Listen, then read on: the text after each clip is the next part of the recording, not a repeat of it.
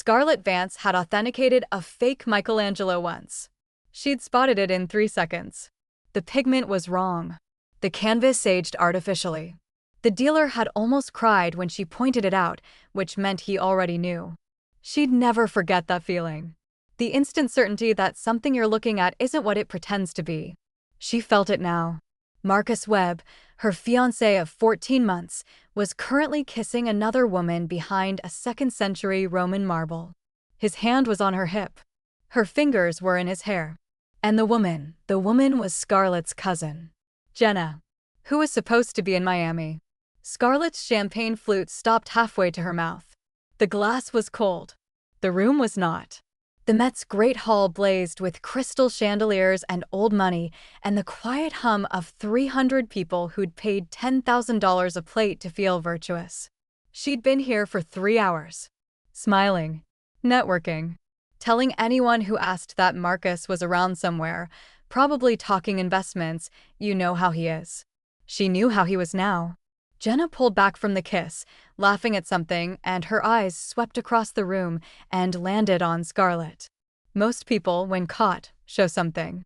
Fear, shame, panic. Jenna smiled. Slow, deliberate, victorious. And then she pulled Marcus back in. Scarlett's champagne flute shattered. She didn't remember dropping it. Didn't remember her hand opening. But suddenly there was glass on the marble floor and foam on her navy silk and $300 of vintage Krug soaking into her dress. Miss? Miss, are you all right? A server appeared with napkins. Scarlett waved him off without looking. She couldn't look away from the sculpture exhibit. From them. I'm fine, she heard herself say. Her voice sounded far away. Just clumsy. I need air. She didn't need air. She needed a weapon. Or a time machine. Or for the floor to open up and swallow her, Marcus, Jenna, and every person in this room who was definitely starting to stare. Because they were staring now. The champagne had been loud. The shatter had echoed. And Scarlett Vance, senior specialist at Hamilton's, was standing in a puddle of expensive alcohol with her eyes locked on the Roman exhibit, like she'd seen a ghost. Someone followed her gaze. Then someone else. The whispers started. Not loud, but audible. The way whispers get when people realize they're witnessing something juicier than the auction results. Is that her fiancé? Who's the blonde? That's her cousin. I met her at the Hamptons thing last summer. Oh no. Oh yes. Marcus chose that moment to look up. His face went through approximately 7 stages of horror in 2 seconds. Recognition. Panic. Guilt. More panic. A desperate attempt at composure. And finally, the worst one, pity. He actually looked sorry for her. Scarlett's blood went from boiling to frozen. She would not be pitied. Not by him. Not in front of these people. Not in a dress that cost 2 months of her salary and was currently soaked through with champagne she couldn't afford to replace. She needed to move. Needed to leave. Needed to get out of this room before she did something she'd regret. Her feet wouldn't cooperate. Jenna turned. Saw the audience. Saw Scarlett. And instead of looking embarrassed, she looped her arm through Marcus's like they were at a cocktail party and he was her date. Like Scarlett was the interloper. Something snapped. Not loudly. Not visibly. But Scarlett felt it go, the thin thread of self-control she'd been holding onto since the moment she saw them. The thread that said be professional, be graceful, be above it. Gone. She turned, looking for an exit. For anywhere that wasn't here. And walked directly into a wall. Except it wasn't a wall. It was a chest. In a perfectly tailored black suit. With the kind of shoulders that made other men look like they weren't trying hard enough. Scarlett stumbled back. Strong hands caught her elbows, steadying her before she could fall. She looked up, way up, and found herself staring at a face that didn't belong at a charity gala. It belonged in a museum. Or a wanted poster. Severe cheekbones. A jaw that could cut glass. Eyes so dark they were almost black, set deep above a nose that had definitely been broken at least once. And a scar thin, white, faded cutting from his left eyebrow into his hairline. He looked like a Renaissance painting of a man who'd killed people. And he was looking at her like she'd just done something interesting. Careful. His voice was low, rough, the kind of voice that didn't need to raise to be heard. "That's an expensive dress you're ruining." Scarlett blinked, looked down, realized she was still clutching the stem of her shattered flute, and her other hand was fisted in his suit jacket. She let go like he was on fire. "Sorry. I'm sorry, I wasn't looking, I noticed." His eyes left her face, traveled over her shoulder to where Marcus and Jenna were still standing. Still watching. Still, yes, Marcus was now walking toward them. "Great. Problems?" The word was flat. Uncurious. Like he already knew the answer and was asking anyway. Scarlett should have walked away. Should have apologized again and disappeared into the crowd and died of humiliation in private like a normal person. Instead, she looked up at this stranger, this dangerous, beautiful stranger with his scarred face and his predator's eyes, and had the worst idea of her life. "Do me a favor," she heard herself say. His eyebrow rose. "The one with the scar. What kind of favor?" "Kiss me." Silence. Not the room. The room was still buzzing, still whispering, still very much full of people. But the space between them went absolutely quiet. His head tilted. Just slightly. Like she was a painting he was reappraising. "Excuse me. I need to make him jealous." She jerked her head toward Marcus, who was getting closer. Who was opening his mouth. Who was about to speak, and Scarlett couldn't let him speak because if Marcus said her name right now, she might actually commit violence. "Just kiss me. Please. 5 seconds. I'll never ask you for anything again." The stranger looked at her for a long moment. Then his gaze shifted to Marcus. To Jenna, still smirking by the Roman marble. Back to Scarlett's face, to the champagne on her dress, to the shattered glass in her hand. Something flickered in those dark eyes. Amusement. 5 seconds, he said. And then his hand was in her hair, tilting her face up, and his mouth was on hers. The stranger's mouth was warm. That was Scarlett's first thought. Irrelevant.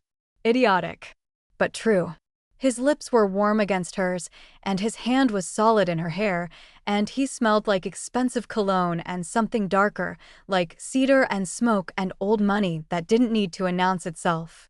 Her second thought, he was good at this. Too good. This was supposed to be a performance. A quick kiss for show, for Marcus, for revenge. But the stranger wasn't performing. He was kissing her like he meant it. Like they were alone. Like the 300 people in the Met's Great Hall didn't exist. His other hand found her waist. Pulled her closer. And Scarlett forgot this was supposed to be fake. She made a sound. Small. Embarrassing. Desperate. She felt him smile against her mouth. And then he bit her lower lip. Not hard, but possessive. A warning and a promise wrapped together. Scarlett's knees buckled. Actually buckled. If he hadn't been holding her, she would have slid right onto the marble floor. He caught her. Of course he caught her. Shifted his weight, pulled her tighter, deepened the kiss until Scarlett couldn't remember her own name, let alone why she'd asked for this in the first place. Somewhere far away, she heard a gasp. Jenna. Had to be. Then a man's voice, Marcus, saying her name like a question. Like an accusation. The stranger ignored them. So Scarlett ignored them too. She fisted her hands in his suit jacket, the same jacket she'd grabbed earlier, the one that probably cost more than her rent, and kissed him back like she was drowning and he was air. Which was ridiculous. She barely knew him. She didn't know him at all. But his mouth was warm and his hands were sure, and for the first time since she'd seen Marcus behind that sculpture, Scarlett didn't feel like the floor was about to swallow her. She felt like flying. The stranger pulled back slowly. Not all at once, gradually, like he was savoring the moment. His lips brushed hers one last time, soft, almost gentle, and then he straightened. Scarlett's lipstick was ruined. She could feel it. Could feel the smudge across her mouth, the way her carefully pinned hair had started to slip. She probably looked like she'd been mauled. She'd never felt better. 5 seconds, the stranger murmured, low enough that only she could hear. That was 2 minutes. Scarlett's face went hot. You, Vivian. Marcus's voice. Closer now. Scarlett turned, still half leaning against the stranger, and found Marcus 3 feet away with Jenna hovering behind him like the world's worst backup singer. Marcus looked pale. Green, actually. Like he might be sick. "What the hell are you doing?" His voice cracked on the last word. "Good." Scarlett lifted her chin. "Kissing someone who isn't you. Seems fair, right? Since you've been doing the same thing for 6 months. Jenna's smirk flickered. Marcus's mouth opened and closed. 6 months. The number landed like a grenade. Scarlett had done the math while the champagne was soaking into her dress. Engagement party to now. 14 months together, 6 months of betrayal. Marcus had proposed at noon and been inside Jenna by midnight. Her cousin had told her that. Smiled while she said it. 6 months of Scarlett planning a wedding while they planned her humiliation. "I don't owe you an explanation," Marcus started. "You don't owe me anything." Scarlett's voice came out steady. Cold. She'd learned that trick from years of auction room negotiations. Never let them hear the shake. "Including my time. We're done. The wedding's off. You can have Jenna, you've earned her." She twisted the ring off her finger. 2 carats. Antique cut. She'd loved that ring.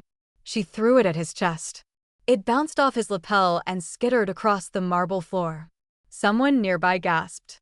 Someone else laughed. The sound rippled through the crowd like a wave. Scarlett turned back to the stranger. "Can we go? I think I'm done here." His dark eyes gleamed. Amusement again. And something else, something that looked almost like approval. "My car's outside." He offered his arm. Scarlett took it. Together, they walked through the crowd that parted for them like water around stones. She didn't look back at Marcus. Didn't look at Jenna. Didn't look at anyone. She kept her eyes forward and her hand on the stranger's arm and her heart hammering so hard she was sure he could feel it. They made it through the great hall, past the coat check, out the massive doors and into the cool September night. The Met steps stretched down to Fifth Avenue, lined with cars and cameras and a few brave photographers hoping for celebrity shots. The stranger's car was black. Luxury brand, but Scarlett was too rattled to identify which one. A man in a dark suit opened the door. The stranger helped her inside, then slid in beside her. The door closed. Silence. Scarlett sat in the leather backseat of a car she definitely couldn't afford, in a dress soaked with champagne, with lipstick probably smeared across her face, next to a man she'd just kissed for 2 minutes in front of half of New York's elite. She started laughing. Not polite laughter. Hysterical laughter. The kind that bordered on crying and might tip over any second. "Oh my God." She pressed her hands to her face. "Oh my God, I threw my engagement ring at my cheating ex-fiancé in the middle of the Met Gala. I kissed a complete stranger. I left with him. My boss was in there. The board members were in there. The press was in there." The stranger didn't laugh. He also didn't look concerned. He was watching her with that same intense focus, like she was a painting he was trying to authenticate. Like he could see through the hysterics to something underneath. "Your ex is an idiot," he said quietly. Scarlett dropped her hands. "What?" "Your ex. He's an idiot." The stranger's voice was calm. "Matter of fact. Anyone with eyes can see that.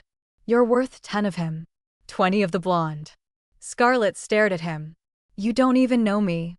I know you threw a 2-carat antique at a man's head without flinching. I know you kissed me back like you meant it. I know you're still laughing instead of crying, which means you're either very strong or very good at pretending." He paused. "I suspect both." The laughter died in Scarlett's throat. Something else took its place. Something warm and dangerous and absolutely stupid. "I don't know your name," she heard herself say. "Dante." Just that. One word. Like it should mean something. Scarlett waited for the last name. It didn't come. "Well, Dante." She straightened her dress, smoothed her hair, tried to reclaim some dignity. "Thank you for the assist. I'm Scarlett. And I owe you, I don't know, a drink? A favor? Therapy." His mouth curved. Not quite a smile. Something smaller.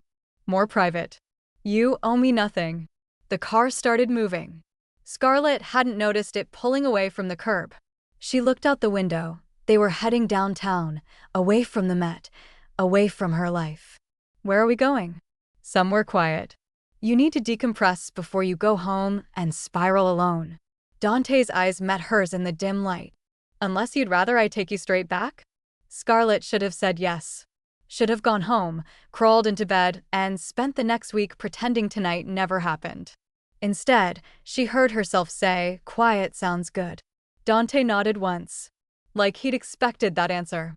Like he'd known she'd say yes before she did. They drove in silence through the city. Past the bright lights of Midtown, through the village, into an area Scarlett didn't recognize.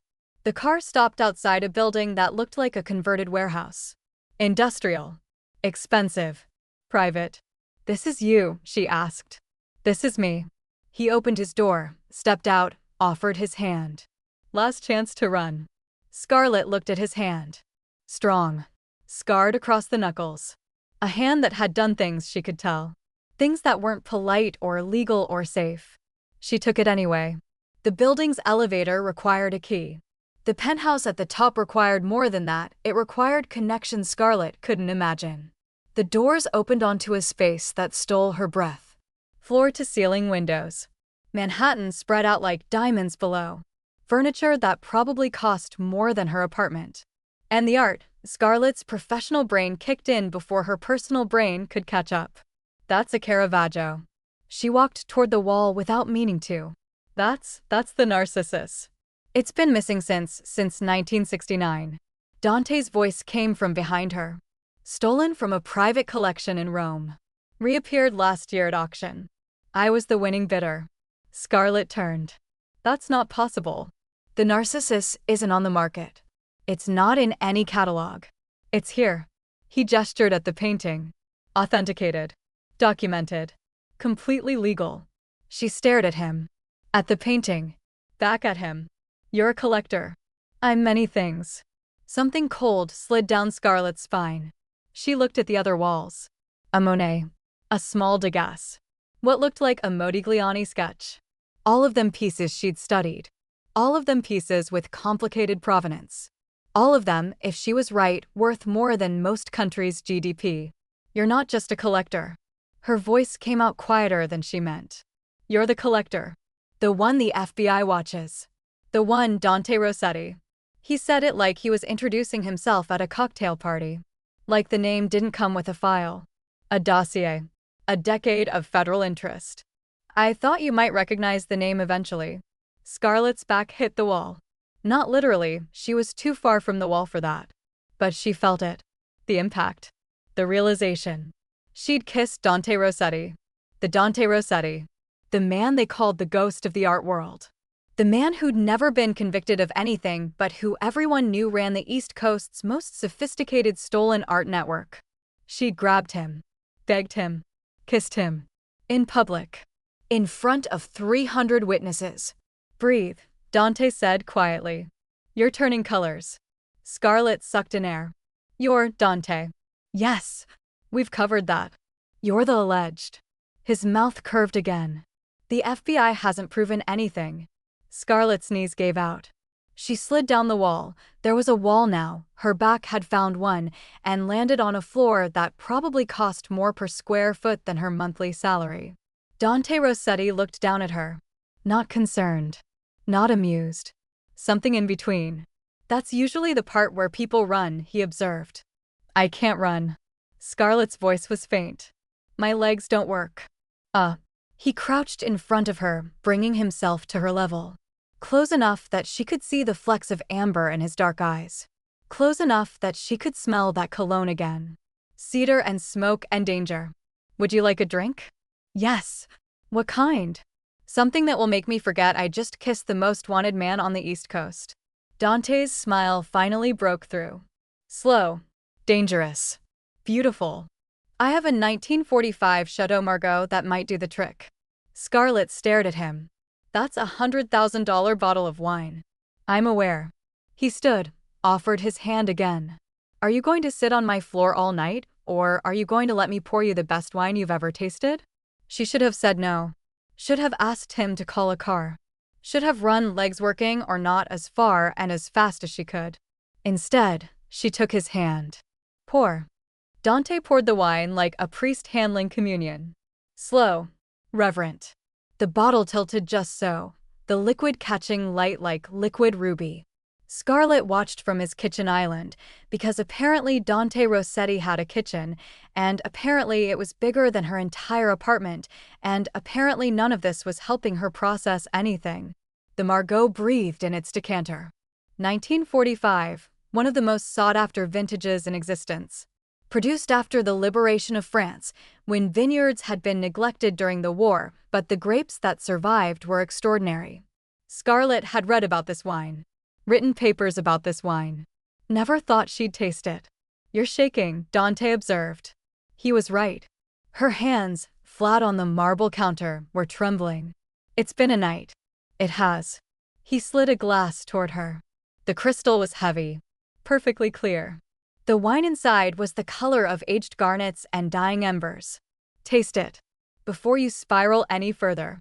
Scarlett brought the glass to her nose. And forgot, for one perfect moment, that she was sitting in a criminal's penthouse wearing a champagne-soaked dress. The smell was impossible. Complex. Berries and tobacco and something earthy, truffles, maybe, or the memory of rain on old wood. It wasn't just wine. It was history. It was 1945, the end of a war, the beginning of something fragile and hopeful and already fading. She took a sip. The wine hit her tongue, and she made a sound, embarrassing, helpless, honest, and then she was crying. Not sobbing. Not the hysterical laughter from the car. Just tears, sliding down her cheeks while she held the most expensive wine she'd ever tasted in her shaking hands. Dante didn't move. Didn't speak. Just watched her with those dark eyes, waiting. It's perfect, Scarlett whispered. I didn't know wine could be this. I've studied wine. I've taught wine. I've spent 15 years learning about wine. And I didn't know. Most people don't. Dante's voice was quiet. They drink labels. They drink price tags. They drink what they're supposed to like. He raised his own glass. You taste what's actually there. That's different. Scarlett wiped her face with her free hand. Ruined whatever was left of her makeup. Didn't care. Where did you get this? Legitimate auction. London, 2019. A pause. The provenance is clean. You can check if you want. She believed him. Which was insane. She was an art specialist. She knew better than to believe anyone about provenance. But something in his voice, something steady, something that didn't need to lie, made her trust it. Why do you collect? She asked. Not just wine. The art. The pieces no one else can get. Dante considered the question. Swirled his wine. Watched the legs form and fall. Because they're beautiful, he said finally. Because most people see them as commodities. Investments. Status symbols. But some people like you, see them as history. As stories. As something worth preserving. Even if you stole them. I prefer to think I'm keeping them from people who don't deserve them. His mouth curved. Like your ex-fiancé. I did some research while you were crying. Marcus Webb. Real estate developer. Family money, 3rd generation. He doesn't appreciate anything rare. He just wants to own it. Scarlett laughed. It came out wet. You researched him? I research everyone who touches what's mine. The words landed wrong. Or right. Scarlett wasn't sure anymore. I'm not yours, she said. But her voice came out soft. Unconvincing. No. Dante set down his glass. Moved closer. Not yet. The space between them shrank. Scarlett could feel his warmth now. Could smell that cologne again, cedar and smoke, and something underneath that was just him. His eyes were almost black in the dim light. You should be scared of me, he said quietly. I am. You should leave. I know. You're not leaving. It wasn't a question. Scarlett answered anyway. No. Dante's hand came up. Slow. Giving her time to pull away. His fingers traced her jaw, her cheekbone, the edge of her mouth where her lipstick was long gone. Scarlett's breath caught. You kiss me for revenge tonight, he said. If I kiss you now, it won't be for revenge. What will it be for? His thumb brushed her lower lip. Because I want to. Because you're still here. Because you tasted that wine and cried, and no one's ever cried over something I gave them before. Scarlett's heart was going to beat out of her chest. She could feel it in her throat, her temples, the space between her ribs where something dangerous was waking up. That's not a reason. It's the only reason that matters. He kissed her. Not like before. Not performative. Not for an audience. This kiss was slow. Deliberate. Testing. His mouth moved against hers like he had all the time in the world, like the city outside didn't exist, like the only thing that mattered was whether she kissed him back. She did. Of course she did. She was stupid and reckless, and her legs still didn't work properly, and his mouth was warm and his hands were gentle, and she'd just tasted the best wine of her life in a criminal's penthouse while wearing a ruined dress. Nothing made sense anymore. Nothing except this. His hand slid into her hair, tilted her head back, deepened the kiss until Scarlett forgot to breathe. She made that sound again. The desperate one. He smiled against her mouth. She felt it, the curve of his lips, and then his other hand was on her waist, pulling her closer, and she was climbing onto his lap because standing seemed ambitious and sitting on his couch seemed too far away. The wine sat forgotten on the counter. The city glittered below. And Scarlett Vance, who'd spent her whole life being careful, being professional, being smart, Scarlett let herself be stupid for once. Dante broke the kiss slowly. His forehead rested against hers. His breathing was rough, the first crack in that perfect control. "You're trouble," he murmured. "You kissed me first. Twice." "I know." His thumb traced her jaw again. Gentle. Possessive. "I'm not sorry." Scarlett's phone buzzed. Then again. Then again. She ignored it. Dante didn't. He glanced at the counter where her phone was lit up with notifications. Message after message popping up on the screen. Someone's popular. Scarlett laughed without humor. Marcus. Jenna. My boss. My mother, probably. The entire city of New York, judging by how fast this spreads. Dante reached for the phone. Held it up so she could see. Marcus, 17 messages, Scarlett, please. We need to talk. That guy is dangerous. Do you even know who he is? Scarlett. Scarlett. Jenna, 8 messages, you're making a scene. You always make everything about you. He was going to tell you. We were going to tell you together. This doesn't have to be dramatic. Trish Hamilton, 3 messages, call me. Now. Not about the gala. About the man you left with. Scarlett, I'm serious, call me. Unknown number. If you're with Dante Rossetti, get away from him. You don't know what you're doing. Scarlett stared at that last one. Who, rival? Dante's voice was flat. Nico Valdez. He runs stolen art through different channels. Less careful than me. He'd love to use you to get to me. The warmth between them cooled. Scarlett pulled back. Looked at him. At the art on the walls. At the wine on the counter. At the man who'd kissed her like she was precious and warned her like she was in danger and somehow made her feel both at the same time. I should go. You should. He didn't move. Didn't release her. Are you going to? Scarlett looked at the phone. At the messages. At the life waiting for her outside this penthouse. Then she looked at Dante. I don't know what I'm doing, she admitted. I don't know who you really are. I don't know if anything you've told me is true. I don't know if I'm safe here or if I'm the biggest fool in New York. Dante waited. Said nothing. But I know that wine was real. And that kiss was real. And for the first time in 6 months, since before Marcus started lying, I feel like I'm not pretending. She picked up her phone. Turned it off without reading the rest of the messages. Set it back down. Tomorrow exists, she said, echoing his words. Tonight, I'm here. Something shifted in Dante's eyes. Something that looked almost like surprise. Like he hadn't expected her to stay. Like no one ever stayed. You don't know what you're offering. Then tell me. He was quiet for a long moment. Then he stood, lifting her easily, carrying her to the couch, settling her against his chest like she belonged there. I'll tell you what I can, he said. The rest you'll have to decide to trust. So he talked. About growing up in Sicily. About his grandfather who ran wine during Prohibition. About learning to appreciate beautiful things because they were beautiful, not because they were worth something. About how that appreciation turned into a business. How the business turned into an empire. How the Empire Turned into a Target. About Nico Valdez, who wanted Dante's territory. About the FBI, who wanted Dante's conviction. About the careful balance he'd maintained for 15 years until tonight. Until a woman in a navy dress asked him to kiss her in front of 300 witnesses. "You complicated things," he said quietly. "I was invisible before. Just a name. A rumor. Now I'm the man who kissed Scarlett Vance at the Met Gala. Every reporter in the city will have my photo by morning." Scarlett's stomach dropped. "I didn't think, no. You didn't." But he wasn't angry. His hand was stroking her hair, slow and steady. "You acted on instinct. Pure emotion. Do you know how long it's been since someone did something that reckless around me?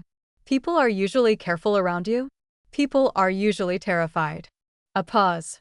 "It's refreshing." Scarlett laughed. "Quiet. Tired. I'm not brave. I'm just too exhausted to be scared." "That's the same thing." They sat in silence for a while. The city hummed below. The stolen art watched from the walls. The wine waited on the counter, half finished, breathing its last breaths. "I should sleep," Scarlett said eventually. "Not here." "I mean, you should stay." Dante's voice was calm. "Final. Guest room. Lock on the door. I won't come in unless you ask."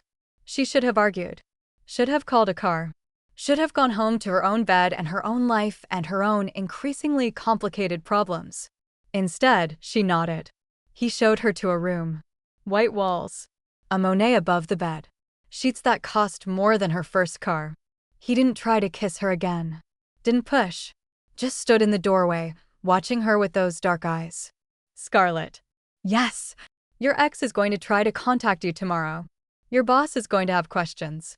The press is going to have cameras. You're going to have choices to make. I know. When you make them, remember this." He gestured at the room. At the art. At the space between them. "Remember what you felt tonight. Not about me, about yourself. About who you are when you stop being careful."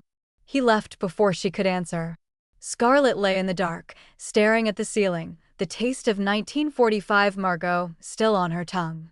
She should have been terrified. Should have been planning her escape. Should have been anything except what she actually was: warm. Safe. Curious. For the first time in years, Scarlett Vance didn't know what came next. And she couldn't wait to find out. Scarlett woke to sunlight and the smell of coffee. For one blissful second, she didn't remember anything. She was in a beautiful room, in impossibly soft sheets, with a Monet on the wall and the kind of quiet that didn't exist in her apartment. Then she remembered everything. The gala. Marcus. Jenna. The stranger. The kiss. The wine. The confession. Dante Rossetti. She sat up too fast. The room spun. Her dress, her expensive, ruined, navy silk dress, was hanging on the back of a chair, cleaned and pressed like magic. Someone had been in here while she slept. Had taken her dress. Had brought coffee. Had she locked the door? She looked. The door was closed. The lock was engaged. Exactly as she'd left it. Scarlett swung her legs out of bed, realized she was wearing only her slip, and grabbed a robe hanging in the closet. White silk. Monogrammed.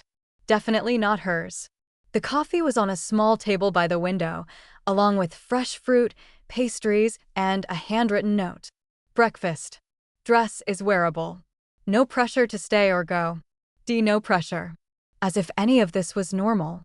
Scarlett drank the coffee. It was perfect. Of course it was perfect, and ate a pastry she didn't taste. Her phone was still off in her clutch somewhere. She should turn it on. Should face the fallout. Should figure out what came next. Instead, she showered. The bathroom was marble and glass and products she'd only seen in magazines. She used them all. Took her time. Let the hot water wash away the champagne and the memory of Marcus's face and the feeling of Jenna's smile. When she emerged, wrapped in a towel, her dress was waiting. Pressed. Repaired. Like new. She put it on, did what she could with her hair, and walked out to face whatever came next. Dante was in the kitchen. Same place as last night. Same casual elegance. Same dark eyes that found her the second she appeared. He was in a different shirt, white, sleeves rolled, less formal than the tuxedo from last night. He looked softer like this. Less like a criminal. More like a man. Except the criminal was still there, underneath. Scarlett could see it now. In the way he stood. The way he watched. The way he didn't move until she'd crossed the room and chosen to sit across from him. "Sleep well?" he asked. Surprisingly, yes. She accepted the coffee he poured. "You?" "Not really." A pause. "I don't usually have company."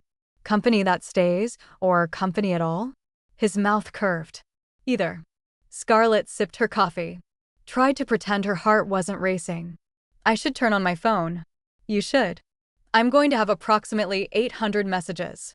Probably more. And my boss is going to freak out, and my mother is going to cry, and Marcus is going to say things I don't want to hear, and Jenna is going to play victim, because that's what she does." Dante said nothing. Just watched her with those dark eyes. Scarlett took a breath. Turned on her phone. It vibrated for a solid 30 seconds. When it finally stopped, she had 47 missed calls, 83 text messages, and 12 voicemails. She started scrolling. "Marcus, you're making a mistake. That guy is dangerous. I don't care what you think of me, you need to stay away from him." "Marcus." "Scarlett, answer your phone." "Marcus, I'm outside your apartment." "Where are you?" "Marcus, is that where you are? With him?" "Marcus, I'm calling the police." "Jenna, you always do this. Always make everything a drama." "He was going to tell you. We were going to tell you together. But you had to make a scene." "Jenna, Mom is freaking out." "Thanks for that." "Jenna, if you're sleeping with that guy just to get back at us, that's pathetic." "Trish Hamilton, call me immediately." "Not about the gala. About him." "Trish Hamilton." "Scarlett." "Now." "Trish Hamilton, I'm not asking." "Unknown. Same as last night, you're still with him." "I can help you. Text me when you're alone." "Unknown. New Dante Rossetti is not who you think. Ask him about 2018. Ask him about the Veronese." Scarlett's blood went cold. She looked up at Dante. He was watching her face, reading her reactions, waiting. "Someone keeps texting me about you. Unknown numbers." She turned the phone so he could see. "They want me to ask you about 2018. About the Veronese." Something flickered in Dante's eyes. Not guilt. Not surprise. Something harder. Veronese is the conversion of Mary Magdalene. Stolen from a museum in Naples, 2018. Recovered 6 months later in a warehouse raid. 3 men died in that raid. Scarlett's throat went dry. "Were you involved?" "I was the reason it was recovered." His voice was flat. "The men who died worked for Nico Valdez. He'd stolen the painting. I found out where it was. I made sure the information reached the right people." You gave up a rival's operation?" "I don't traffic in violence. I never have. Art, wine, antiquities, things of beauty." "But Valdez?" "He deals in blood. He always has." Dante's jaw tightened. The Veronese was returned. 3 less violent men in the world. "I don't lose sleep." Scarlett stared at him. This man, this alleged criminal, this ghost of the art world, had helped recover a stolen masterpiece. Had fed information to the authorities. Had drawn a line between himself and the kind of men who killed. Does the FBI know? They suspect. They can't prove. I'm careful. She looked back at her phone. At the unknown number. Who's texting me? Nico's people. Testing. Seeing if you'll bite. Seeing if you'll turn on me. Will they hurt me? Dante's eyes went dark. Dangerous in a way she hadn't seen before. No. One word. Absolute. Scarlett believed him. She texted Trish first. "I'm fine. Safe.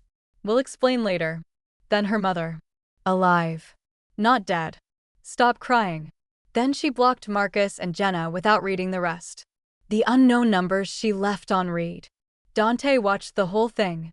When she set the phone down, something in his expression had shifted. Warmer. Surprised again. "You blocked them. They're irrelevant. You don't know that. You don't know what they might have told you about me." Scarlett met his eyes. "I know you had a 1945 Margot in your kitchen. I know you helped recover a stolen Veronese. I know you kissed me like I mattered and then gave me a room with a lock and coffee that didn't taste like regret. She paused. I'll take my chances. Dante was quiet for a long moment. Then he laughed. Low. Real. The first genuine laugh she'd heard from him. You're either the bravest woman I've ever met or the most foolish. Those are the same thing. You said so yourself. He reached across the counter. Took her hand. His thumb traced her knuckles, gentle, absent, like he didn't realize he was doing it. What happens now? Scarlett asked. Now I take you home. You face your life. You decide if last night was a mistake or a beginning. And if I decide it was a beginning? Dante's eyes met hers. Dark. Serious. Hungry in a way that made her stomach flip. Then you learn what it means to belong to someone like me. I don't belong to anyone. Not yet. He stood, pulled her gently to her feet. But you're thinking about it. She didn't deny it. The car ride to her apartment was quiet. Different from last night. Easier. Dante's hand stayed on her knee the whole way, heavy and warm. He didn't say much. Didn't need to. When they pulled up outside her building, he handed her a card. Black. Silver embossing. A phone number. Nothing else. If you need anything at all, call that number. Someone will answer 24 hours a day. Scarlett woke to sunlight and the smell of coffee. For one blissful second, she didn't remember anything. She was in a beautiful room, in impossibly soft sheets, with a Monet on the wall and the kind of quiet that didn't exist in her apartment. Then she remembered everything. The gala. Marcus. Jenna. The stranger. The kiss. The wine. The confession. Dante Rossetti. She sat up too fast. The room spun. Her dress, her expensive, ruined, navy silk dress, was hanging on the back of a chair, cleaned and pressed like magic. Someone had been in here while she slept. Had taken her dress. Had brought coffee. Had she locked the door? She looked. The door was closed. The lock was engaged. Exactly as she'd left it. Scarlett swung her legs out of bed, realized she was wearing only her slip, and grabbed a robe hanging in the closet. White silk. Monogrammed. Definitely not hers. The coffee was on a small table by the window, along with fresh fruit, pastries, and a handwritten note. Breakfast. Dress is wearable. No pressure to stay or go. No pressure. As if any of this was normal. Scarlett drank the coffee. It was perfect. Of course it was perfect, and ate a pastry she didn't taste. Her phone was still off in her clutch somewhere. She should turn it on. Should face the fallout. Should figure out what came next. Instead, she showered. The bathroom was marble and glass and products she'd only seen in magazines. She used them all. Took her time. Let the hot water wash away the champagne and the memory of Marcus's face and the feeling of Jenna's smile. When she emerged, wrapped in a towel, her dress was waiting. Pressed. Repaired. Like new. She put it on, did what she could with her hair, and walked out to face whatever came next. Dante was in the kitchen. Same place as last night. Same casual elegance. Same dark eyes that found her the second she appeared. He was in a different shirt, white, sleeves rolled, less formal than the tuxedo from last night. He looked softer like this. Less like a criminal. More like a man. Except the criminal was still there, underneath. Scarlett could see it now. In the way he stood. The way he watched. The way he didn't move until she'd crossed the room and chosen to sit across from him. Sleep well, he asked. Surprisingly, yes. She accepted the coffee he poured. You? Not really. A pause. I don't usually have company. Company that stays, or company at all? His mouth curved. Either. Scarlett sipped her coffee. Tried to pretend her heart wasn't racing. I should turn on my phone. You should. I'm going to have approximately 800 messages. Probably more. And my boss is going to freak out, and my mother is going to cry, and Marcus is going to say things I don't want to hear, and Jenna is going to play victim, because that's what she does. Dante said nothing. Just watched her with those dark eyes. Scarlett took a breath. Turned on her phone. It vibrated for a solid 30 seconds. When it finally stopped, she had 47 missed calls, 83 text messages and 12 voicemails. She started scrolling. Marcus, you're making a mistake. That guy is dangerous. I don't care what you think of me. You need to stay away from him. Marcus, Scarlett, answer your phone. Marcus, I'm outside your apartment. Where are you? Marcus, is that where you are? With him? Marcus, I'm calling the police. Jenna, you always do this. Always make everything a drama. He was going to tell you. We were going to tell you together. But you had to make a scene. Jenna, Mom is freaking out. Thanks for that. Jenna, if you're sleeping with that guy just to get back at us, that's pathetic. Trish Hamilton, call me immediately. Not about the gala. About him. Trish Hamilton, Scarlett. Now. Trish Hamilton, I'm not asking. Unknown, same as last night you're still with him. I can help you. Text me when you're alone. Unknown, new Dante Rossetti is not who you think. Ask him about 2018. Ask him about the Veronese. Scarlett's blood went cold. She looked up at Dante. He was watching her face, reading her reactions, waiting. Someone keeps texting me about you. Unknown numbers. She turned the phone so he could see. They want me to ask you about 2018. About the Veronese. Something flickered in Dante's eyes. Not guilt. Not surprise. Something harder. Veronese is the conversion of Mary Magdalene. Stolen from a museum in Naples, 2018. Recovered 6 months later in a warehouse raid. 3 men died in that raid. Scarlett's throat went dry. Were you involved? I was the reason it was recovered. His voice was flat. The men who died worked for Nico Valdez. He'd stolen the painting. I found out where it was. I made sure the information reached the right people. You gave up a rival's operation? I don't traffic in violence. I never have. Art, wine, antiquities, things of beauty. But Valdez? He deals in blood. He always has. Dante's joy tightened. The Veronese was returned. 3 less violent men in the world. I don't lose sleep. Scarlett stared at him. This man, this alleged criminal, this ghost of the art world, had helped recover a stolen masterpiece. Had fed information to the authorities. Had drawn a line between himself and the kind of men who killed. Does the FBI know? They suspect. They can't prove. I'm careful. She looked back at her phone. At the unknown number. Who's texting me? Nico's people. Testing. Seeing if you'll bite. Seeing if you'll turn on me. Will they hurt me? Dante's eyes went dark.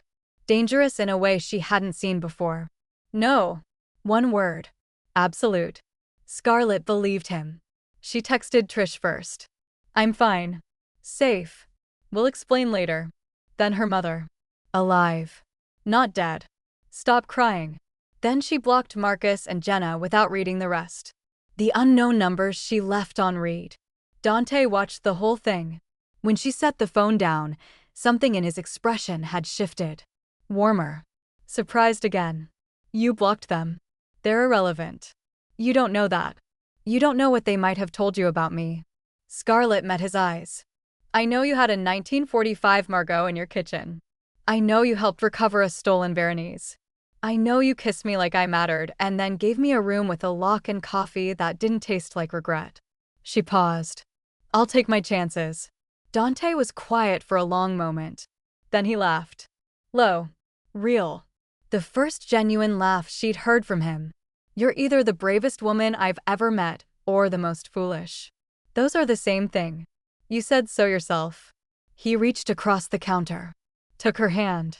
His thumb traced her knuckles, gentle, absent, like he didn't realize he was doing it. What happens now? Scarlett asked. Now I take you home. You face your life. You decide if last night was a mistake or a beginning. And if I decide it was a beginning? Dante's eyes met hers. Dark. Serious. Hungry in a way that made her stomach flip. Then you learn what it means to belong to someone like me. I don't belong to anyone. Not yet. He stood, pulled her gently to her feet. But you're thinking about it.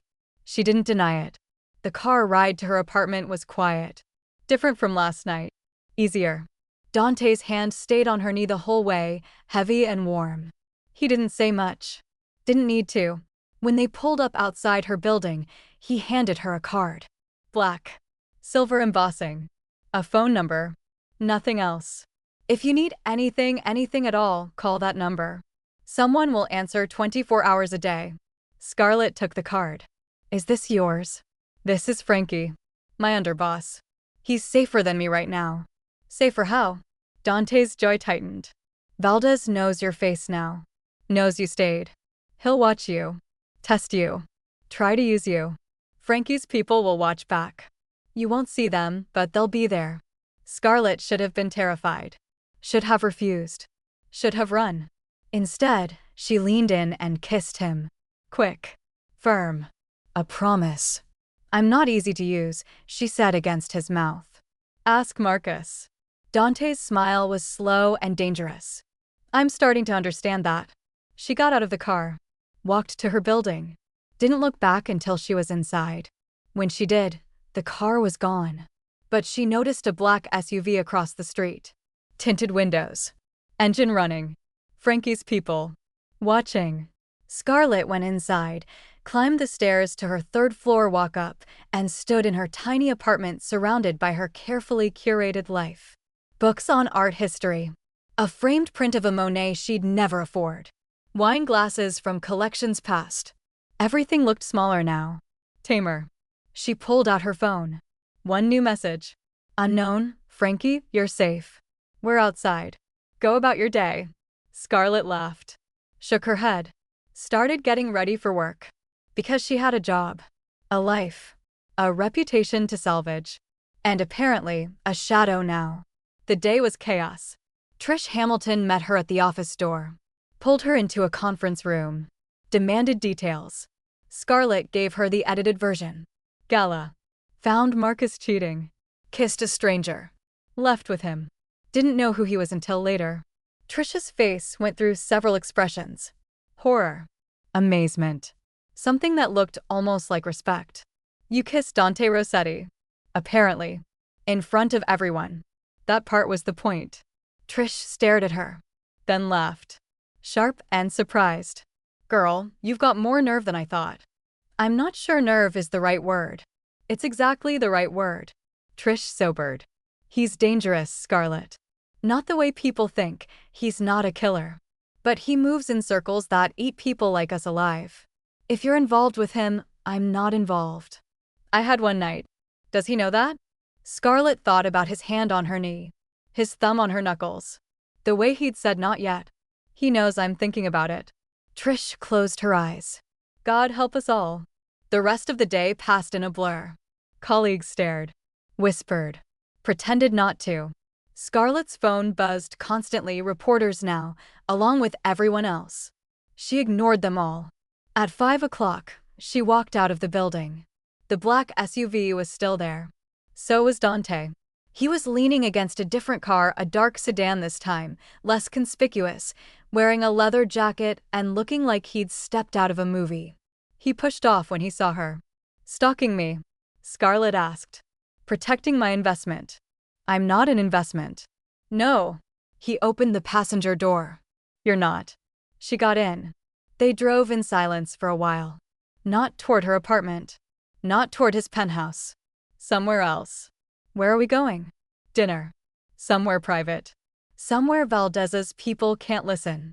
And if I'd said no? Dante glanced at her. You didn't. She hadn't.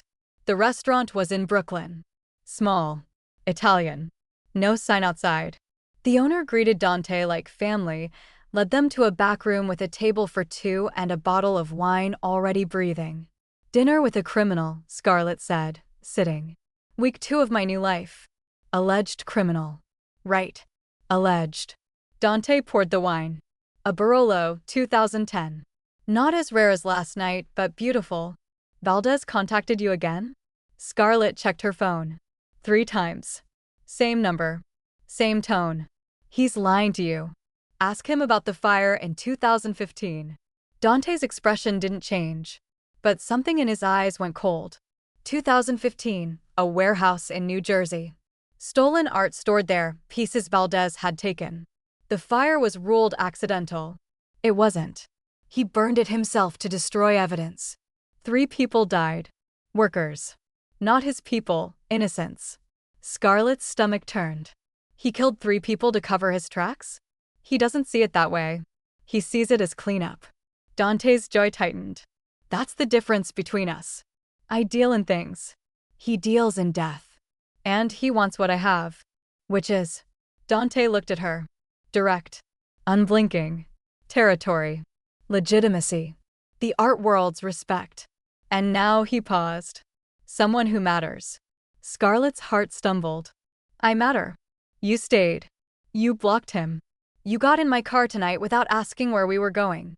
Dante's voice was quiet. No one's trusted me like that in years. Not since before all this started. She should have deflected. Made a joke. Changed the subject. Instead, she reached across the table and took his hand. Then stop trying to scare me off and tell me what I'm actually walking into. Dante looked at their joined hands. At her face. At something in between. Valdez will try to use you. He'll watch. Wait. Look for cracks. If he thinks you're leverage, he'll take you. Take me. Kidnap. Hold. Use to force my hand. Dante's voice was flat. Clinical. Like he was discussing weather. It's what he does. It's why I have Frankie's people on you 24/7. Scarlett should have been terrified. Instead, she felt something else. Something hot and sharp and completely irrational. You'd come for me. It wasn't a question. Dante's eyes went black. I'd burn the city down. The words landed like a physical blow. Scarlett felt them in her chest. Her throat. The space behind her ribs where something dangerous was taking root. That's not romantic, she managed. That's terrifying. It's both.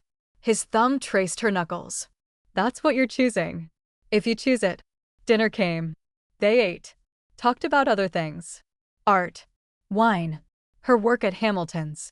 His legitimate business. The import company. The gallery. The carefully legal acquisitions.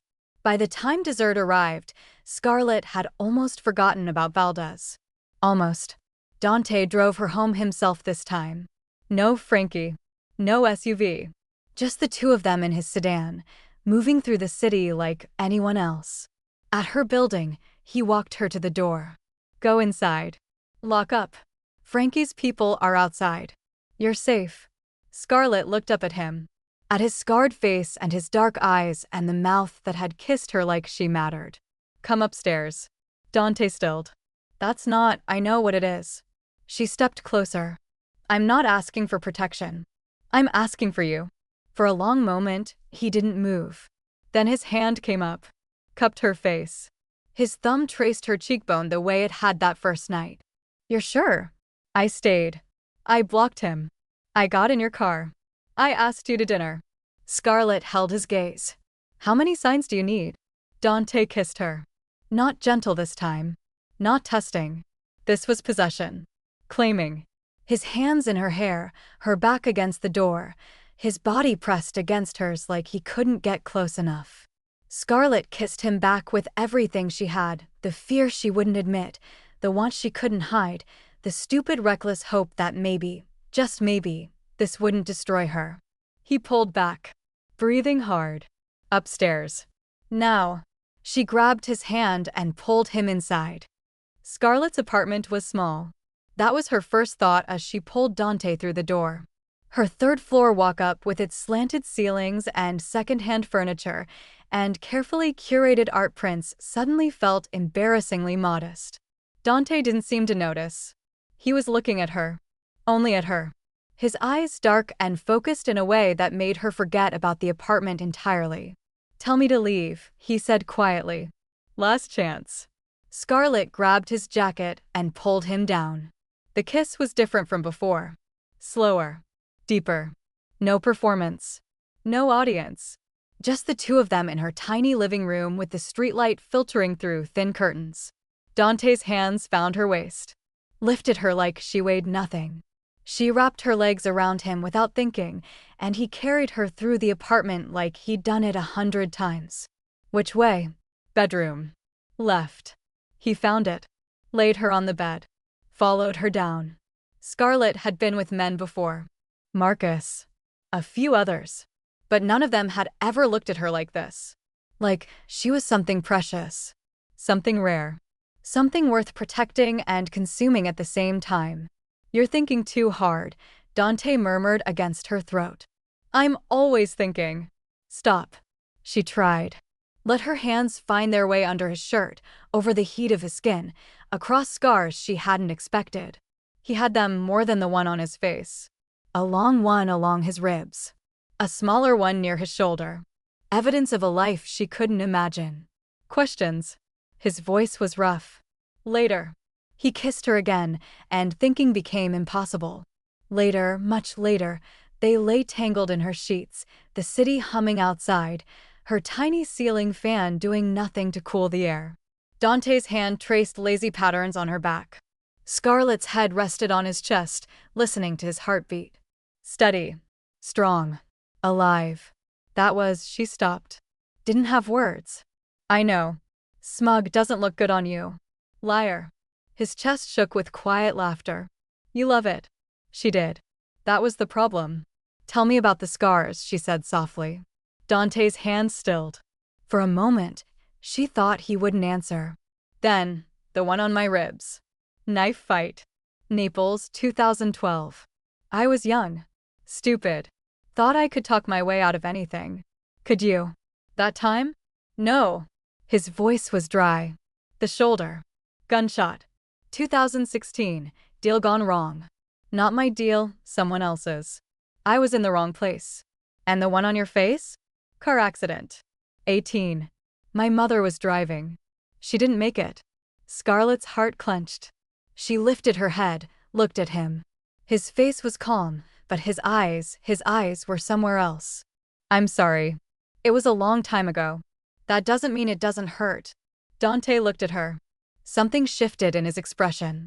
Something softer than she'd seen before. No, he agreed. It doesn't. She kissed the scar. Light. Gentle. Felt him tense, then relax. You don't have to tell me everything, she said against his skin. But you don't have to hide either. Not from me. His hand came up, fisted in her hair, pulled her gently into another kiss. I know, he said. That's what scares me. They slept. Scarlett woke alone. For a terrible second, she thought he'd left. Disappeared into the night like the ghost everyone called him. But then she heard movement in the kitchen. Smelled coffee. Heard low voices, Dante's and someone else's. She grabbed his shirt from the floor, the white one he'd been wearing, now rumpled, and padded toward the sound. Dante was in her kitchen, making coffee. Talking to a man she didn't recognize, older, silver-haired, built like someone who'd been in fights and won most of them. They both looked up when she appeared. The older man's eyebrows rose. A slow smile spread across his face. So, this is her. Dante's jaw tightened. Frankie. Frankie. His underboss. The man whose number was on the card. Scarlett pulled Dante's shirt tighter around herself. Hi, Miss Vance. Frankie's smile widened. You're even prettier than the photos. What photos? The ones every news outlet ran this morning. Frankie pulled out his phone, turned it toward her. You're famous. Scarlett stared at the screen. There they were. Her and Dante. Kissing at the Met. Her in the navy dress, him in the tuxedo. The photo was gorgeous, lit by chandeliers, framed by old masters, and absolutely damning. Mystery man revealed, Dante Rossetti, the ghost of the art world, caught in public romance with Hamilton's senior specialist. Oh no. That's one word for it. Frankie pocketed the phone. The FBI called my office at 6 a.m. Your boss called Dante's gallery at 7. Valdez's people have been circling the block since 5:30. Scarlett's blood went cold. Dante moved. Fast. He was at her side in seconds, his hand on her waist, steadying her. You're safe. Frankie's people are outside. No one gets in. Valdez is watching. That's all. For now. Dante's voice was calm. Controlled. But his eyes were anything but. He wants to see if you're leverage. If you matter. Do I? The question hung in the air. Frankie looked between them. Cleared his throat. I'll be outside. He left. The door clicked shut. Dante turned Scarlett to face him. his hands on her shoulders, his eyes burning. You matter more than anything. That's the problem. That's the danger. If Valdez knows, and he will after today, he'll use you. Hurt you. Try to break me through you. Scarlett's heart was pounding, but her voice came out steady. Then we don't let him. You don't understand. I understand that I'm an expert in authenticating valuable things. She held his gaze. I understand that I've spent 15 years learning how to spot what's real. And I understand that whatever this is between us, it's real. So stop trying to scare me off and start trusting me to handle myself. Dante stared at her. Then he kissed her. Hard and desperate and full of everything he wasn't saying. When he pulled back, his forehead rested against hers. You're going to get yourself killed. Then you'll have to protect me. She smiled. I hear you're good at that. His laugh was rough, reluctant, real. Ridiculous woman. Allegedly. Dante's arms tightened around her. For a moment, they just stood there. Her tiny kitchen. Morning light. The weight of everything pressing in. I have to go, he said finally. Meetings. Damage control. Keeping Valdez from burning down my city. Your city. Figuratively. A pause. Mostly. Scarlett pulled back. Looked at him. Committed his face to memory, the scar, the eyes, the way he looked at her like she was the only real thing in the room. Come back tonight. It wasn't a question. Dante's thumb traced her jaw. Gentle. Possessive. I'll always come back. He left. Scarlett stood in her kitchen, wearing his shirt, surrounded by the smell of coffee and the echo of his words. I'll always come back. She believed him. The day was a circus. Trish called 7 times. Scarlett finally answered on the 8th. You're on the front page of everything. Everything, Scarlett. The Post called you the Ghosts Girl. The Times ran a profile on Rossetti's legitimate business. The FBI left a card at my office. I know. Do you? Do you know what you've walked into? Scarlett looked out her window. The black SUV was still there. Frankie's people. Watching. I'm starting to. Trish was quiet for a moment. Then, he's not like the others. Rossetti. I've done business with him, legitimate business. He's got lines he won't cross. But the people he's up against? They don't have lines. I know. Then why? Because he kissed me like I mattered. Because he gave me coffee and a room with a lock and didn't push. Because when I asked about his scars, he told me the truth. Scarlett's voice didn't waver. Because for the first time in 6 months, I don't feel like I'm pretending. Trish sighed. Long and heavy. God help you both. I'll take it. She hung up. Got dressed. Went to work. The stares were worse today. The whispers louder. But Scarlett held her head up and did her job. Authenticated a small degas. Consulted on a potential acquisition. Pretended she couldn't feel eyes on her from every direction. At 5, she walked out. Frankie was leaning against the SUV. He opened the door without a word. Scarlett got in. Dante was waiting in the back seat. Stalking me again? Protecting my investment. She smiled. Liar. His hand found hers.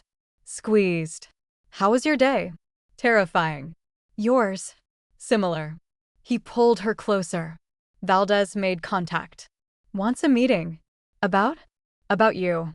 Dante's voice was flat. He thinks you're leverage. Wants to offer a trade you for territory. Scarlett's stomach dropped. What did you say? Dante looked at her. His eyes were black. Absolute. I told him if he touches you, I'll kill him. The words landed like stones. Heavy. Final. You can't, I can. I will. He pulled her closer. That's not a threat, Scarlett. That's a promise. Valdez has killed innocent people. Burned evidence with bodies inside. He doesn't get to breathe the same air as you. Scarlett should have been horrified. Should have pulled away. Should have demanded he be reasonable. Instead, she leaned into him. Then we make sure he can't touch me. Dante's arm tightened around her. We will. The car moved through the city. Past her apartment. Past his penthouse. Somewhere else. Where are we going? Somewhere safe. Somewhere Valdez doesn't know about. Scarlett didn't ask more questions. She just held on. The house was in Connecticut. 45 minutes outside the city, down winding roads Scarlett couldn't follow, past gates that opened automatically and closed just as fast behind them. It was modern, all glass and stone, built into a hillside with views of nothing but trees and sky. "Whose house is this?" Scarlett asked, stepping out of the car. "Mine." Dante came around to her side. "Off the books. No records. No paper trail. Just in case." "In case of what?" "In case I needed somewhere no one could find me." She looked at the house. At the trees. At the total, absolute isolation. "And now?" "Now I need somewhere no one can find you." He took her hand. Led her inside. The house was beautiful. Minimalist in a way that clearly cost money. Floor-to-ceiling windows. A kitchen that belonged in magazines. A fireplace big enough to stand in. And art, of course art, carefully chosen pieces that Scarlett recognized from catalogs and auctions. A small Rothko. A medium-sized Pollock. What looked like a Basquiat drawing. "You brought me to a museum." Dante's mouth curved. "You brought yourself. I just provided the walls." Scarlett walked to the Rothko. Studied it. The colors bled into each other, red and orange, and something darker underneath. It was authentic. She could tell from here. This is real. Everything here is real. She turned to look at him. He was watching her the same way he'd watched her taste the wine. Like her reaction mattered more than the art itself. "How many houses like this do you have?" "Enough." Secret houses with stolen art and no paper trail. Allegedly stolen. A pause. "And 3. Scarlett laughed. Actually laughed. The sound surprised her, bright and real in the quiet space. "You're ridiculous." "I'm careful. There's a difference." "Is there?" Dante crossed to her. Took her face in his hands. Kissed her slow and deep. "When this is over," he said against her mouth, "I'm going to show you all of them. Every house. Every painting. Every bottle of wine I've been saving for someone who'd understand. When this is over? When Valdez is handled. When you're safe. When we don't have to hide." Scarlett pulled back. Looked at him. "You really think that's possible? A life where we don't have to hide?" Dante was quiet for a moment. "I didn't. Before you." His thumb traced her cheekbone. "Now I'm starting to." She kissed him again. Because she didn't have words. Because he kept saying things that cracked her open. Because for the first time in years, she wanted to believe in something. They spent the afternoon exploring the house. Dante showed her the wine cellar, smaller than his city collection, but carefully curated. Scarlett identified vintages blind, tasting and guessing, laughing when she got it right and pouting when she didn't. He showed her the art. Piece by piece. Told her where each one came from, some legitimate, some less so. She didn't judge. Just listened. Learned. Understood. By evening, they were curled on the couch in front of the massive windows, watching the sun set over the trees. A fire crackled. Wine breathed on the table. Scarlett's head rested on Dante's chest, and for a moment, just a moment, everything felt possible. "Tell me about your mother," she said quietly. Dante's hand stilled in her hair. "Why?" "Because you mentioned her. Because the scar. Because I want to know you. All of you." Silence. Then, her name was Elena. She was a painter. Not famous, she didn't want to be. She just loved making things. Beautiful things. His voice was low. Careful. "She died when I was 18. Car accident. I was in the passenger seat." Scarlett's heart ached. "I'm sorry. I survived." She didn't. "I've always wondered why. Maybe because you had more to do." Dante looked down at her. Something vulnerable in his eyes, something she hadn't seen before. "Maybe." She reached up. Touched his face. "The scar. She'd be proud of you. You don't know that. I know you collect beautiful things because you love them, not because they're worth something. I know you have lines you won't cross. I know you're dangerous, but not cruel." She held his gaze. "That's not an accident, Dante. That's her." He kissed her then. Soft and desperate, and full of everything he couldn't say. They made love as the fire burned down and the stars came out. Afterward, wrapped in blankets and each other, Scarlett asked the question she'd been avoiding. What happens if Valdez wins? Dante's arm tightened around her. He won't. That's not an answer. It's the only one I have. He turned to face her. I've been doing this for 20 years. I've survived things that should have killed me. I've outlasted rivals who were smarter, stronger, more violent. Because I'm careful. Because I plan. Because I don't make mistakes. And now? Now I have you. His jaw tightened. Which means I have more to lose. Which means I'll be more careful. Not less. Scarlett wanted to believe him. She did believe him. But somewhere in the back of her mind, a voice whispered, "Careful doesn't always win." She ignored it. Dinner was simple.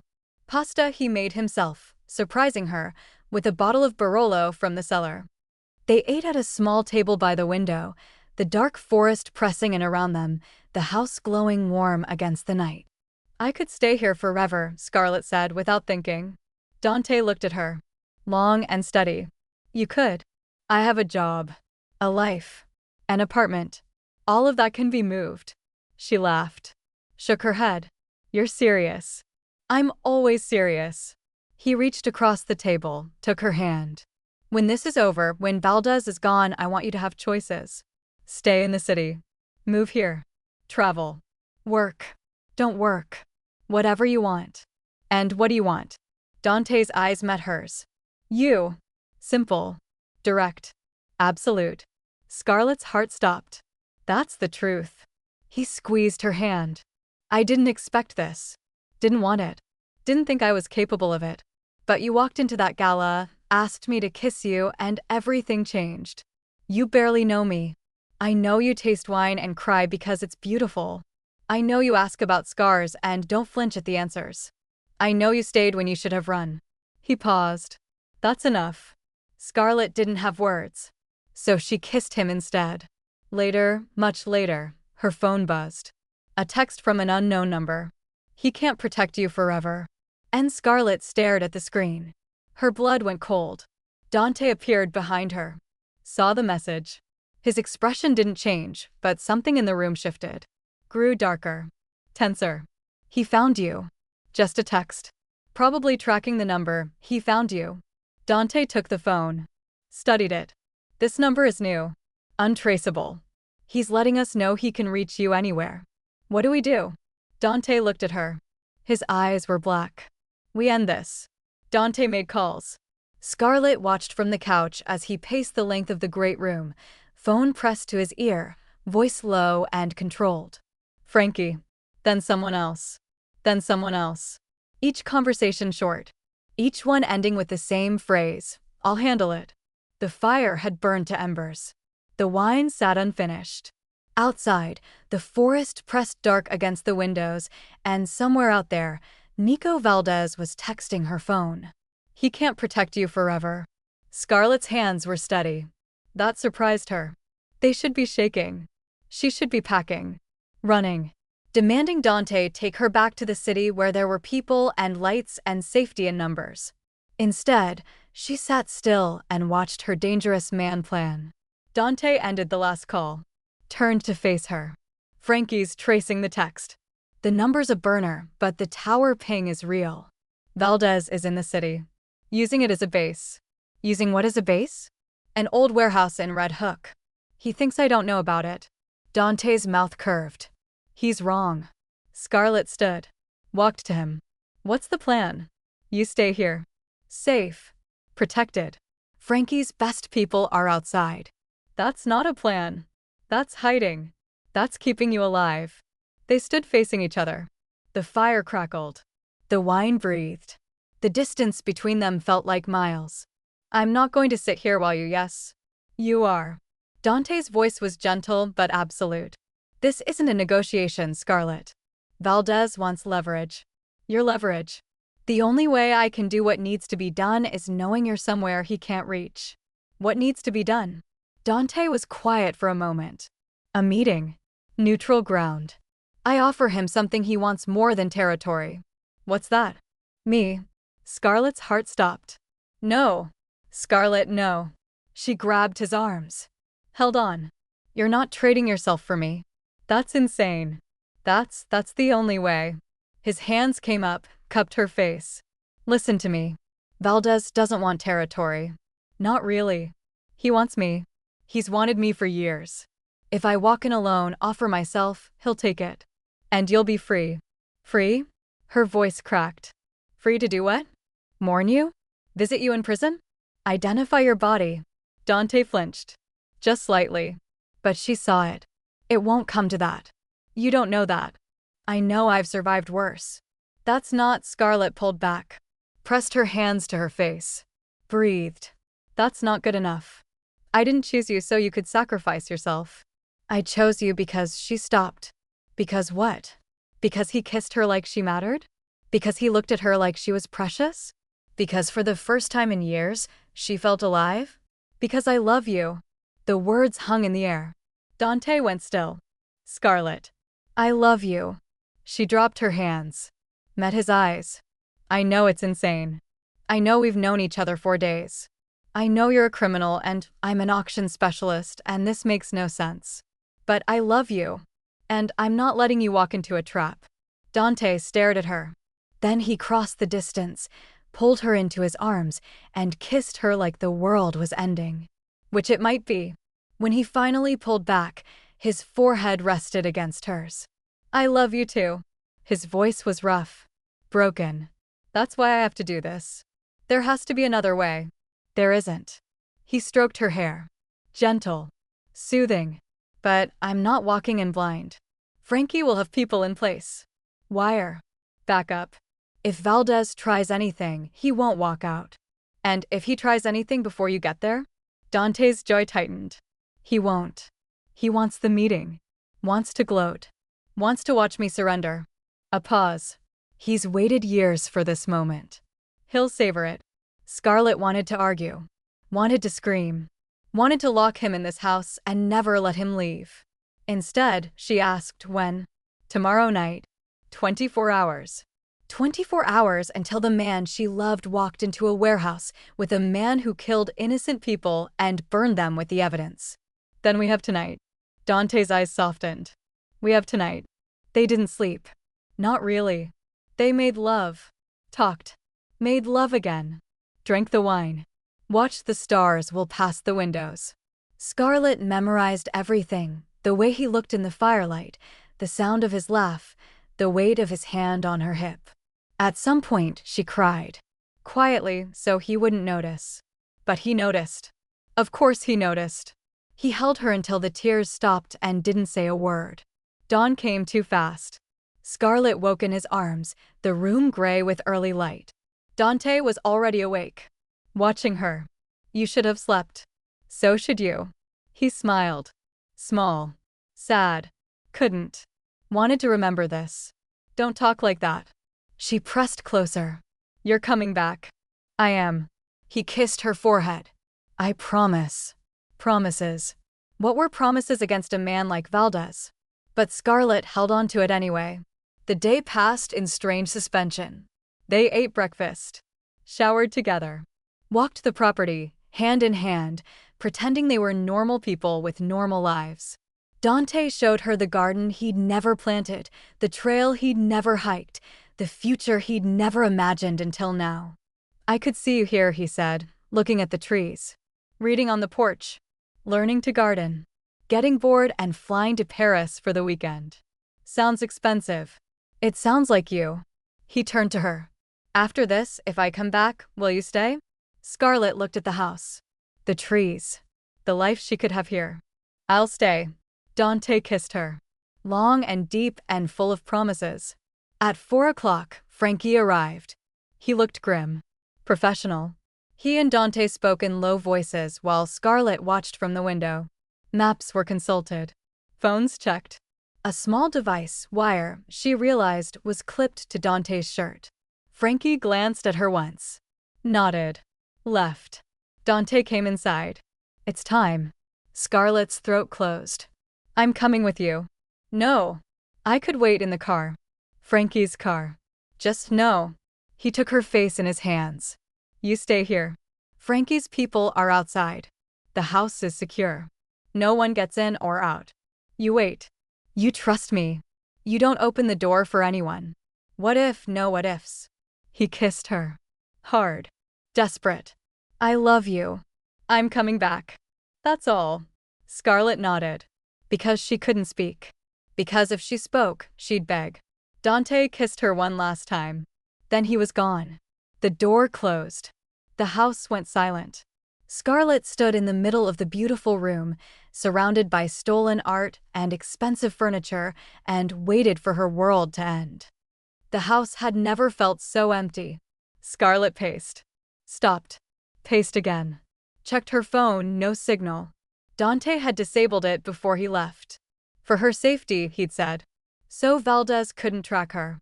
So she couldn't track him either. The windows faced nothing but trees. The doors were locked. Somewhere outside, Frankie's people watched. Scarlett was safe. She hated it. She tried to read. Couldn't focus. Tried to drink the leftover wine. Tasted like nothing. Tried to sit still. Lasted approximately 90 seconds. So she walked. Through the house. Touching things. The Rothko reel, worth millions, just hanging on a wall like wallpaper. The Basquiat drawing. A small sculpture she didn't recognize but knew was important. This was Dante's world. Beautiful things carefully kept. And somewhere in Red Hook, he was walking into a warehouse with a man who burned people alive. Scarlett stopped in front of the fireplace. The photo was small, tucked on a shelf with other odds and ends. A woman beautiful, dark-haired, with Dante's eyes, holding a paintbrush and laughing at whoever was behind the camera. Elena. His mother. Scarlett picked up the frame. Studied the face. The same cheekbones. The same intensity. The same warmth underneath. She'd be proud of you. She'd meant it. Looking at this woman's face, she meant it more.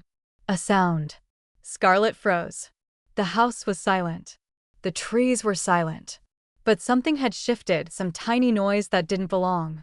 She set the photo down carefully. Listened. Nothing. She was imagining things. Jumpy. Scared. Normal, given the circumstances. Then her phone buzzed. 1 bar of signal. A text. He's here. Wait for my signal. F. Frankie. Scarlett's heart hammered. He's here. Dante was at the warehouse. Wait for my signal for what? For the all clear? For the lights went out. All of them. At once. The house plunged into darkness, so complete Scarlett couldn't see her hand in front of her face. She stood frozen. Listening. Nothing. Then footsteps. Not inside. Outside. Circling the house. Multiple sets. Careful. Deliberate. Frankie's people wouldn't be careful. Frankie's people would announce themselves. These weren't Frankie's people. Scarlett moved. Silent. Quick. Years of navigating crowded auctions had taught her how to be invisible when she needed to be. She slipped through the dark house, hands out to guide her, memory mapping the layout. Kitchen.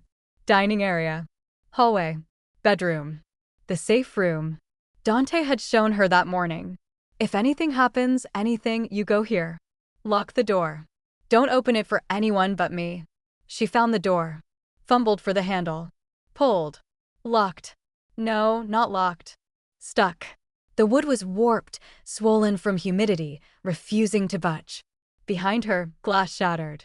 They were inside. Scarlett threw herself against the door. Once. Twice. It groaned but didn't give. The footsteps were closer now, inside the house, moving through the dark with terrifying confidence. Third time. Harder. The door cracked open, just enough. She squeezed through, pulled it closed behind her, and found the lock. Engaged. She was in. The safe room was small. Concrete walls. A single monitor showing camera feeds from around the property. Emergency supplies. A phone landline untraceable. On the monitor, she watched them move. 3 men. Dark clothes. Flashlights cutting through the black. They spread out, searching. One passed within feet of her hidden door and kept going. Scarlett didn't breathe. The phone rang. She grabbed it. Hello. Scarlett. Frankie's voice. Tense. They cut the power. Knocked out my people. I'm coming. 3 men. Inside the house. Looking for me. I know. Hold tight. Safe room holds. For how long? Silence. Frankie. How long? They brought tools. If they find the door, the monitor flickered. One of the men had stopped. Was studying the wall. The wall that hid her door. They found it. Don't open. No matter what. I'm 5 minutes out. The line went dead. Scarlett watched the man approach. He ran his hands over the wall, over the hidden seam. Pulled something from his belt. A crowbar. The first hit jarred the door. Scarlett stumbled back. Looked around the room. Concrete. Supplies. No other exit. Second hit. The door frame cracked. Third. Fourth. The crowbar broke through. Scarlett grabbed the only weapon she could find, a fire extinguisher. Heavy. Solid. Better than nothing. The hole widened. A hand reached through, searching for the lock. She swung. The extinguisher connected with flesh. A howl of pain. The hand withdrew. But there were 3 of them. And only one of her. Fifth hit. The door splintered further. Scarlett raised the extinguisher again. Braced herself. And then gunfire. Not inside. Outside. Close. Shouting. More gunfire. The men at the door froze, exchanged looks, and ran. Scarlett stood in the dark, heart-pounding, extinguisher raised, waiting for whatever came next. The door burst open. Not the men. Someone else. Tall. Dark. Familiar. Dante. He crossed the room in 3 steps, grabbed her, pulled her against him so hard she couldn't breathe. You're safe. You're safe. I'm here. Scarlett dropped the extinguisher. Held on. You're supposed to be the warehouse Valdez decoy. His voice was rough. Shaking. Frankie's people at the warehouse. I was never going. I was coming here. Knew Valdez would try something. Knew he'd come for you. You, she pulled back. Stared at him. You lied. I protected you. His hands framed her face. Don't be angry. Not yet. Just let me look at you. Are you hurt? I'm fine. She stopped. The men handled. His jaw tightened. Valdez's best. He sent them to take you while I was distracted. Only I wasn't distracted. You planned this. The whole thing, the meeting, the wire, the goodbye, all of it. He kissed her forehead. Her cheeks. Her mouth. I needed him to think I was walking into his trap. Needed him to send his people here. Needed to draw them out so I could end it. Scarlett's brain caught up. End it how? Dante looked at her. His eyes were dark. Satisfied. Valdez is dead. The words hung in the air. His men came here. His warehouse was empty. Frankie's people swept in while he was waiting for me to show. He's gone, Scarlett. It's over. Over. Just like that. Scarlett's legs gave out. Dante caught her, lowered her gently to the floor, held her while she shook. It's over, she whispered. It's over. She cried then. Finally. All the fear and waiting and not knowing pouring out of her in great, heaving sobs. Dante held her through all of it. Didn't try to stop her. Didn't try to fix it. Just held on. When the tears finally stopped, she looked up at him. You came back. I promised. Don't ever do that again. Dante's smile was slow. Warm. Real. I make no promises I can't keep. Scarlett kissed him. Hard and desperate and full of everything she couldn't say. Around them, the house hummed back to life, lights flickering on, systems rebooting, Frankie's voice calling out somewhere in the distance. But for this moment, there was only them. Only this. Only the beginning. Scarlett woke in Dante's bed. Not the safe house, his real bed. The penthouse. The one with the stolen art and the $1,000,000 views and the sheets that cost more than most people's rent. She was alone. For one terrible second, panic surged. Then she heard voices. Dante's. Frankie's. Low and calm, like men discussing weather instead of the aftermath of a war. She grabbed his shirt, the white one, her favorite, and padded toward the sound. They were in the kitchen. Coffee in hand. Maps spread across the counter. Both looked up when she appeared. Frankie's face split into a grin. Morning sunshine. Dante's expression softened. Just slightly. But she saw it. You should be sleeping. Someone kept me up. She slid onto a stool, accepted the coffee he poured. What's the damage? Frankie and Dante exchanged a look. Valdez is dead, Dante said. His organization is in chaos. Frankie's people are sweeping up the pieces. Pieces meaning? Territory. Operations. Assets. Dante's voice was calm. Clinical. We're absorbing what's worth keeping and burning the rest. Burning? Figuratively. A pause. Mostly. Scarlett sipped her coffee. Let that settle. What about the FBI? Frankie laughed. Sharp and surprised. She asks the good questions. Dante's mouth curved. They're watching. They're always watching. But Valdez was their focus. He was the violent one, the one who left bodies. Me? I'm just an art dealer with questionable taste. Allegedly questionable. Allegedly. Frankie cleared his throat. I'll leave you to. Paperwork to file. People to pay. He looked at Scarlett. Good to see you in one piece, Ms. Vance. Scarlett. Scarlett. He nodded. Left. The door clicked shut. Dante turned to her. Pulled her gently from the stool into his arms. How are you feeling? Alive. She pressed her face to his chest. Confused. Relieved. Hungry. He laughed. Low. Real. I can help with the hungry part. The rest, he kissed her hair. The rest takes time. They ate breakfast. Real breakfast, eggs and pastries and more coffee. Dante made it himself, moving around the kitchen with an ease that surprised her. You cook. I have skills. Apparently. She watched him plate the food. What other skills do you have? Dante set the plates down. Leaned across the counter. Kissed her slow and deep. Guess you'll have to stick around to find out. Scarlett smiled against his mouth. Guess I will. The day passed in strange, ordinary moments. They ate. Talked. Walked through the penthouse while Dante told her stories about the art. The Caravaggio recovered, not stolen. He'd bought it at auction after it was returned to its rightful owners. The Monet, a gift from a grateful client. The small Degas sketch, found in a flea market in Paris, authenticated, worth a fortune. I love that you know the difference, he said. Most people see dollar signs. You see the art. I see both. She touched the Degas. The dollar signs are part of it. But they're not the point. What's the point? She thought about it. Connection. Someone made this. Someone saw something beautiful and tried to capture it. Centuries later, we're still looking at it, still feeling something. She turned to him. That's not about money. Dante watched her with those dark eyes. That's exactly what my mother used to say. Scarlett's heart squeezed. Then she was smart. She was. He pulled her close. So are you. They spent the afternoon on the couch. Wine. Conversation. Quiet touches that didn't need to lead anywhere.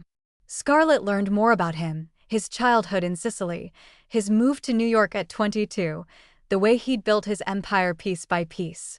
I wasn't always careful, he admitted. Young and stupid. Made mistakes. Almost got killed twice.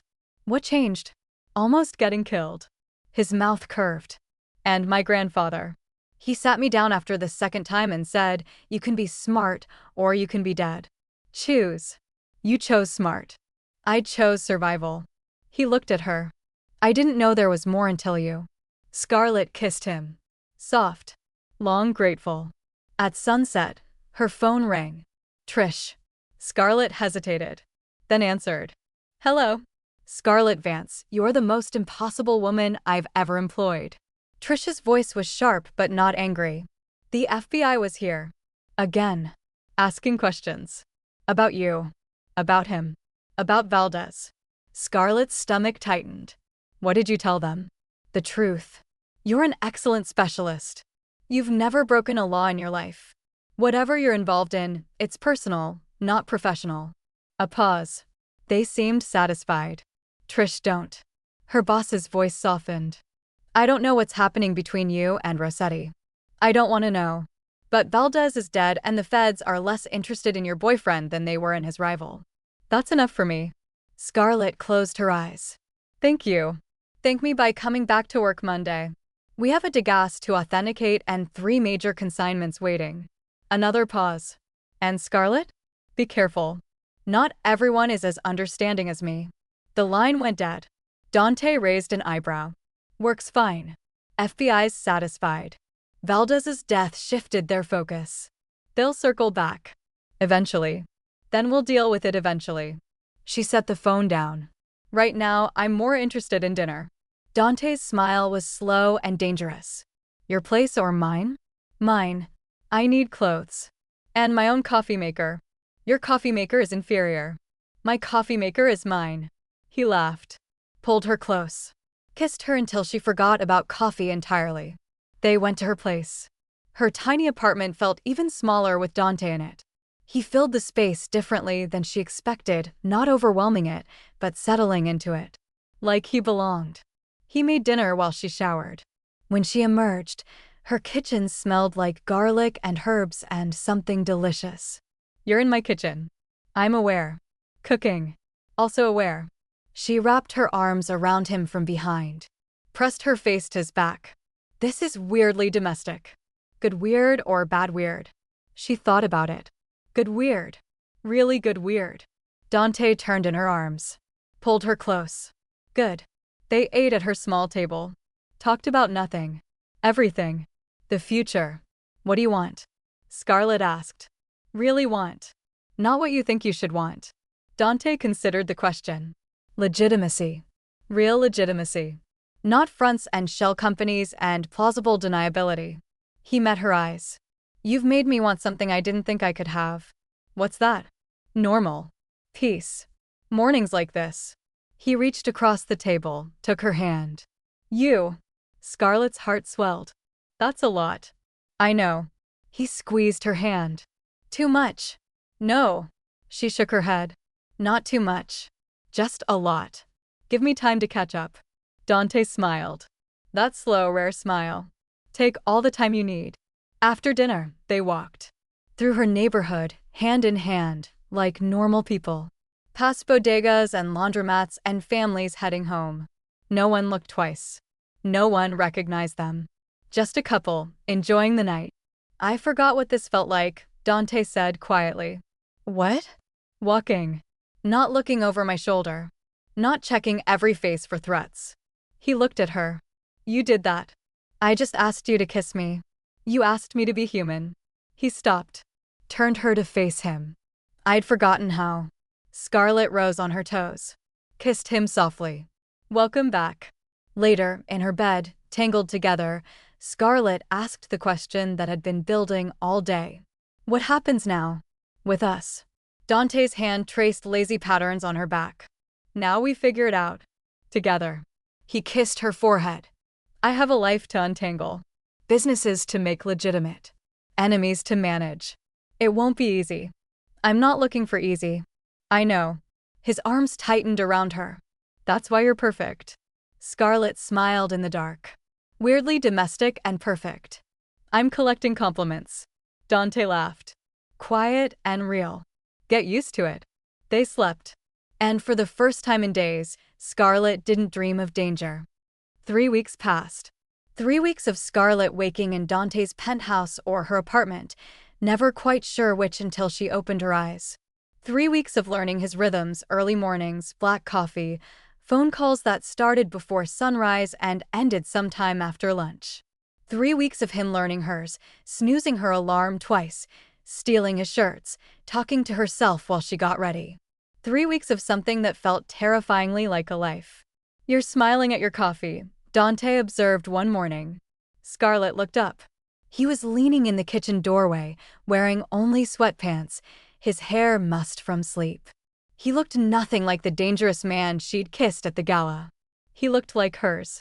I'm appreciating my coffee. There's a difference. He crossed to her, slid onto the stool beside her, stole a sip. Work today. Degas authentication. Big one. Private collector flying in from Geneva. Nervous? Never. She paused. Terrified, actually. But that's normal. Dante's hand found hers. Squeezed. You'll be brilliant. You always are. Scarlett leaned into him. Let herself have this moment, warm and safe and ordinary. Any meetings today? 2. 1 legitimate, gallery expansion. 1 less legitimate. Her eyebrows rose. Less legitimate? Tying up loose ends. Valdez's old territory. making sure nothing ugly resurfaces. He kissed her temple. Boring stuff. Paperwork and threats. Just another day at the office. Exactly. She laughed. Shook her head. I'm dating a criminal. Alleged criminal. He pulled her closer. And you're not dating me. You're keeping me. There's a difference. Is there? I'll show you tonight. He did. Work was chaos. The degas was real. Scarlett confirmed it within 30 minutes, but the collector was difficult. Demanding.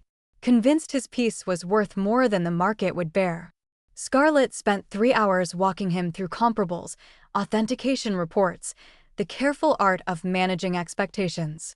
By the end, he'd agreed to her valuation. By the end, she needed wine.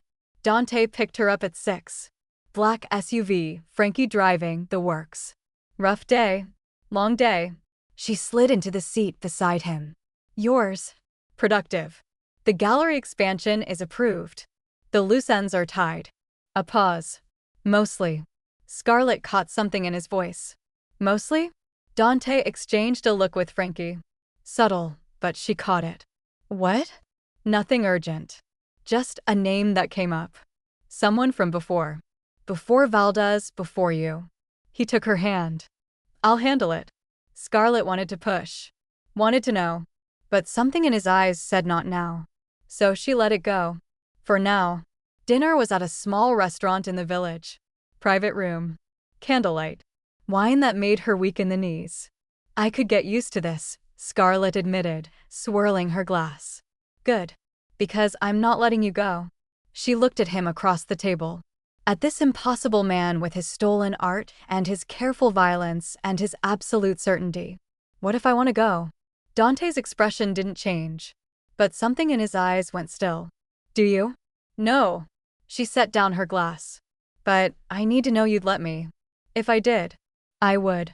His voice was quiet. I'd hate it. I'd burn the world down to get you back. But I'd let you go. That's not letting go. That's possessive with extra steps.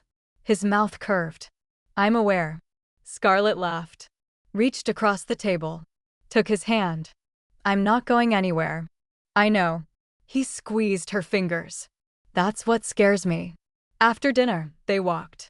Through the village, past the places Scarlett had haunted in her 20s, bars she'd drank in, apartments she'd rented, a life that felt distant now. Dante matched her pace, hand in her hand, quiet and present. Tell me about before, she said. The name. The loose end. Dante was silent for a moment. Marco Moretti. Frankie's nephew. Worked for me 5 years ago. Made a deal behind my back, sold information to Valdez. When I found out, I fired him. Frankie's never forgiven himself. What happened to Marco? He disappeared. Went underground. Frankie thought he was dead. Dante's joy tightened. He's not. He resurfaced last week. Working for someone new. Someone who wants my territory. Scarlett's stomach dropped. Another rival? Not yet. But Marco knows things. Old operations, old contacts. If he talks to the wrong people, the FBI. Or worse. Other families. The ones who play dirtier than me. He stopped walking. Turned to her. I need to handle this. Quietly. Before it becomes a problem. Handle it how? Dante met her eyes. The right way. Legal, if possible. Persuasion, if necessary. A pause. I won't lie to you, Scarlett. It might get ugly. But I won't let it touch you. That's not your choice. It's exactly my choice. His hands cupped her face. You're the only thing that matters. The only thing I won't risk. If Marco comes near you, he won't. You don't know that. I know you'll protect me. She held his gaze. And I know I can protect myself. I'm not a painting, Dante. I'm not something fragile you need to keep safe on a wall. I'm your partner. Act like it. Dante stared at her. Then he kissed her. Hard and deep and full of everything he couldn't say. When he pulled back, his forehead rested against hers.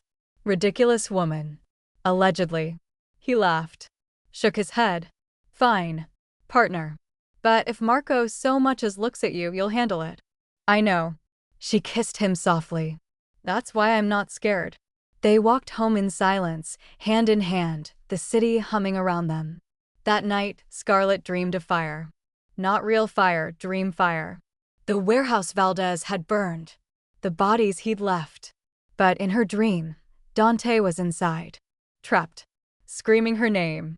She woke gasping. Dante was already awake. Already holding her.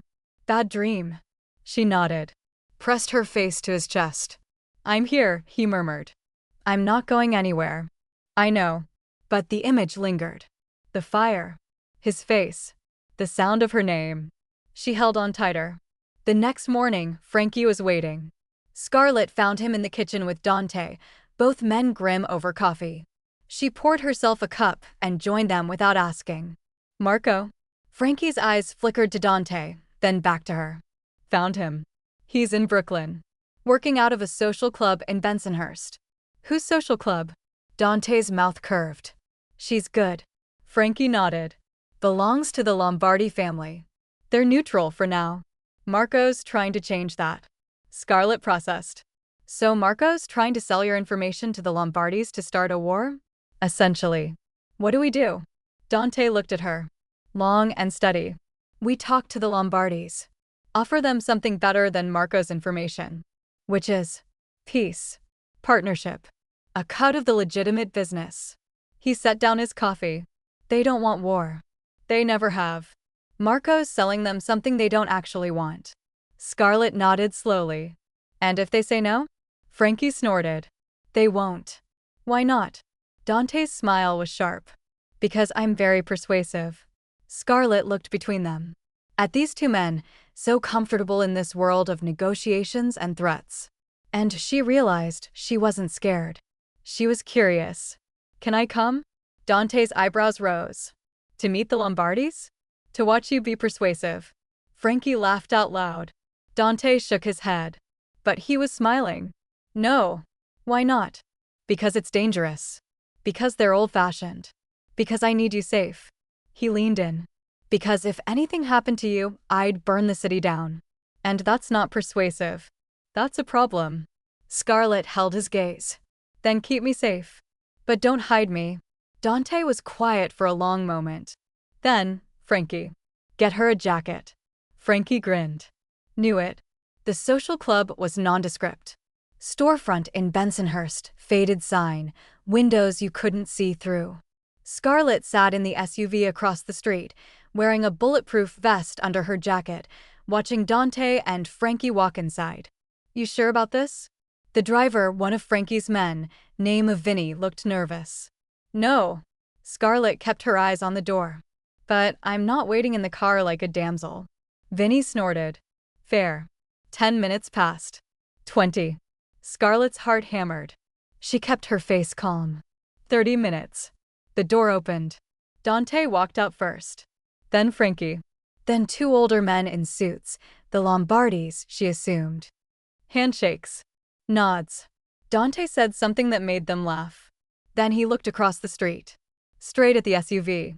Straight at her. And smiled. Scarlett's heart stopped. Then started again, twice as fast. Dante crossed the street. Opened her door. Offered his hand. Done. That's it. That's it. He helped her out. Marco's no longer a problem. The Lombardis are partners. And you, he kissed her forehead, are terrifyingly calm for someone who just watched her boyfriend walk into a lion's den. Alleged boyfriend. Alleged. He pulled her close. Ready to go home? Scarlett looked at the social club. At the Lombardis, still standing outside. At Frankie, grinning like a fool. Home sounds perfect. They walked to the car together. Behind them, the city hummed. Ahead, something that looked like a future. The invitation arrived on a Tuesday. Heavy cream paper. Gold embossing. The kind of thing Scarlett saw daily at work, except this one was addressed to her. At her apartment. In handwriting she hadn't seen in months. The Webb family requests the pleasure of your company at the engagement of Marcus Webb and Jenna Covington. Scarlett stared at the card. Marcus and Jenna. Engaged. Her cheating ex-fiancé and her backstabbing cousin. Getting married. And someone, Marcus's mother, probably, who'd always liked Scarlett better, had sent her an invitation. Like a joke. Or a taunt. Or a trap. Dante found her in the kitchen, still staring at the card. What's that? Scarlett handed it over without a word. He read it. His expression didn't change, but something in his eyes went cold. When? Saturday. 3 days. And you're going to tell me you're not going? Scarlett looked at him. I'm not going. Good. But I want to. Dante's joy tightened. Scarlett, I'm not going to the wedding. I'm not that stupid. She took the card back. But I want to see their faces. I want them to know I'm fine. More than fine. I want revenge. No.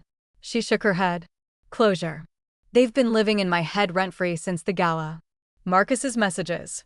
Jenna's texts. The way everyone whispered at work. I want to walk into a room and have them see me happy. See me moved on. And then I want to leave. Dante was quiet for a long moment. There's a party tomorrow night. At the Lombardi's Club. Celebration of the new partnership. He took her hand. Wear something spectacular. Let them see you there. Scarlett's heart skipped. The Lombardi's Club? With you. With me. On my arm. In front of everyone who matters in that world. His thumb traced her knuckles. It's not the Webb family wedding. But it's a statement. You with me. Public. Official. Official. Scarlett hadn't realized how much she wanted that until he said it. Yes. Dante smiled. Slow and warm. Good. Because I already bought you a dress. She laughed. You what? I have resources. Frankie's good at shopping. You had Frankie buy me a dress? I had Frankie acquire a dress. There's a difference. Scarlett shook her head. But she was smiling. I'm dating a criminal. Alleged criminal. He pulled her close. And you're not dating me. You're keeping me. Remember? I remember. Good. He kissed her. Now let's go see if the dress fits. The dress fit. Perfectly. Of course it did. It was black and silver, elegant and dangerous, cut in ways that made Scarlett feel like she could conquer the world. She stood in front of Dante's full-length mirror, turning slowly. Well, Dante was leaning against the doorframe. His expression was unreadable. I changed my mind. Scarlett's stomach dropped. What? You can't wear that. Why not? Because I don't want to kill every man who looks at you. He crossed to her. His hands settled on her waist. And that dress will make every man look at you. Scarlett's heart flipped. That's the most ridiculous thing I've ever heard. It's the truth. He kissed her shoulder. But you're wearing it anyway. Because you're magnificent. And I want everyone to know you're mine. Possessive. Territorial. His lips brushed her ear. There's a difference. She shivered. Keep telling yourself that. The Lombardi Club was everything Scarlett expected. Dark wood. Red leather booths. Men in suits who watched the door like hawks. Women in diamonds who watched each other like competitors. The air smelled like cigars and expensive perfume and old money with sharp edges. Dante's hand was on her lower back the entire time. Warm. Possessive. Grounding. They moved through the room like royalty. Everyone wanted to talk to him. Everyone wanted to meet her. Scarlett smiled, shook hands, said the right things. Years of auction house galas had prepared her for this. But this was different. These weren't collectors and curators. These were men who'd killed. Women who'd lost husbands to wars they'd never speak about. A world of sharp teeth hidden behind polite smiles. And they were all looking at her. Relax, Dante murmured. You're doing fine. I'm not nervous. You're gripping my jacket. Scarlett looked down. She was, in fact, gripping his jacket. She loosened her fingers. Sorry. Don't be. His hand squeezed her waist. Just breathe. She breathed. The evening improved. She met the Lombardis, old men with kind eyes and dangerous reputations. They kissed her hand, called her Bella, told Dante he'd done well. She met their wives, sharper than they looked, warmer than she expected. One pulled her aside, squeezed her hand, said, "If you ever need anything, you call me." These men, she rolled her eyes. They forget we're the ones who keep them alive. Scarlett liked her immediately. By midnight, she'd relaxed enough to enjoy herself. Dante never left her side, but he let her talk, let her shine, let her be herself in a room full of people who'd eat weakness for breakfast. She'd never felt more alive. Then she saw him. Across the room. Near the bar. Young, dark-haired, watching her with an intensity that made her skin crawl. Marco. It had to be. Frankie's nephew. The loose end. The one who'd sold information to Valdez. He raised his glass. Smiled. Scarlett's blood went cold. Dante felt her shift. Followed her gaze. His hand tightened on her waist. Don't move. I wasn't planning to. He said something low to Frankie, who appeared beside them like magic.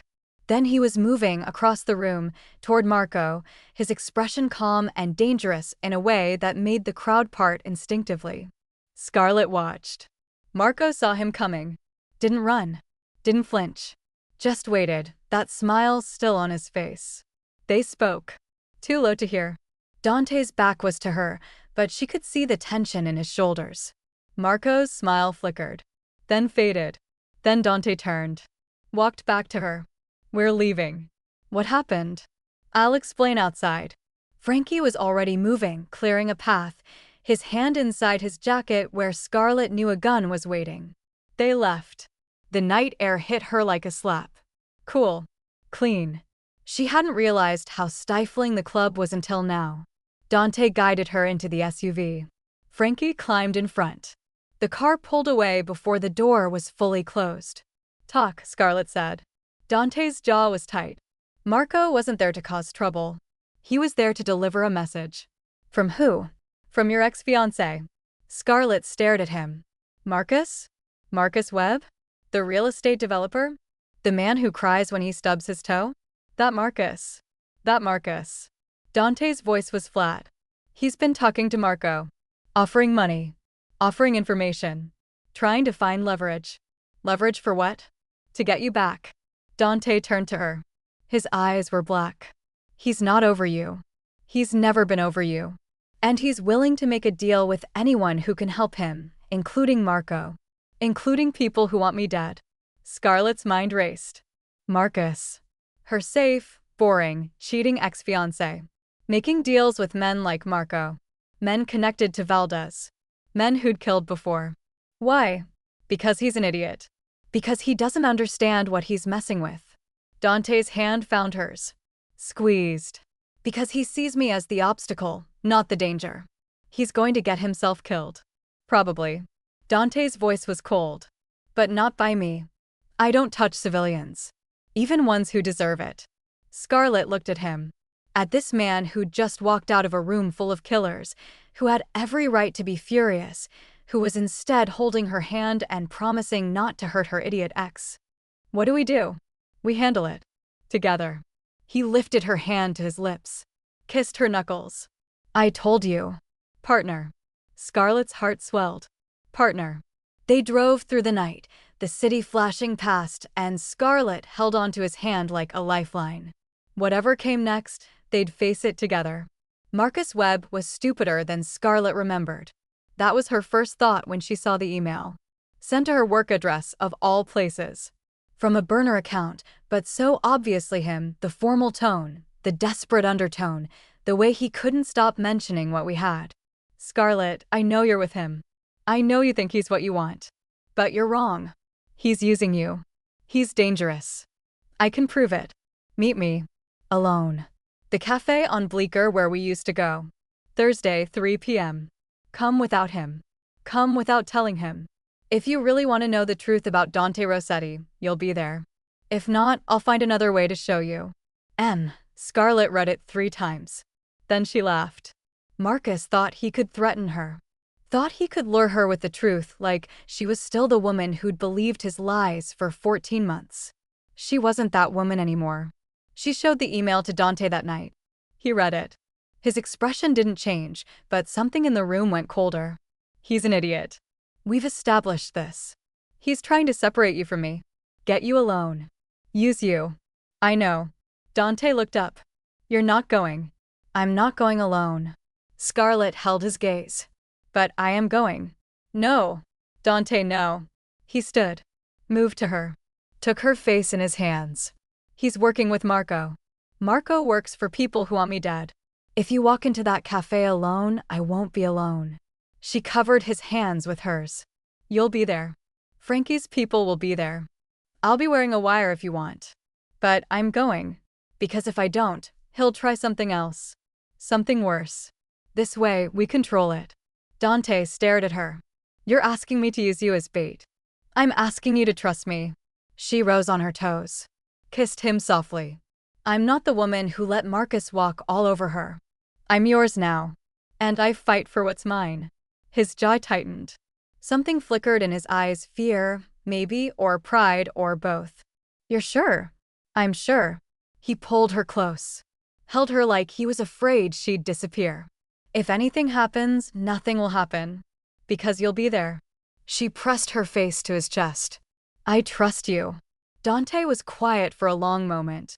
Then, Thursday, 2:45. Frankie's people sweep the cafe an hour before. You wear a wire. I'm in the back room with earphones. The second he tries anything, you'll handle it. I'll handle it. Scarlett smiled against his chest. See? Partner. Thursday arrived too fast. Scarlett dressed carefully. Simple jeans, a sweater, nothing that looked like she was trying. Hair down. Minimal makeup. The woman Marcus remembered. The wire was tiny. Frankie pinned it inside her bra, impersonal, professional, apologizing under his breath the whole time. Scarlett barely noticed. She was too focused on what came next. Dante kissed her before she left. Long and deep and full of everything he couldn't say. 3 words, he murmured against her mouth. If you feel unsafe. 3 words and I'm there.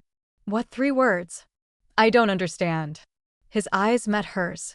You'll never say them otherwise. So if I hear them, I move. Scarlett nodded. Committed it to memory. I love you, she said. Dante's breath caught. I love you too. He kissed her forehead. Now go. Before I change my mind. She went. The cafe was exactly as she remembered. Small. Dim. The smell of old coffee and older wood.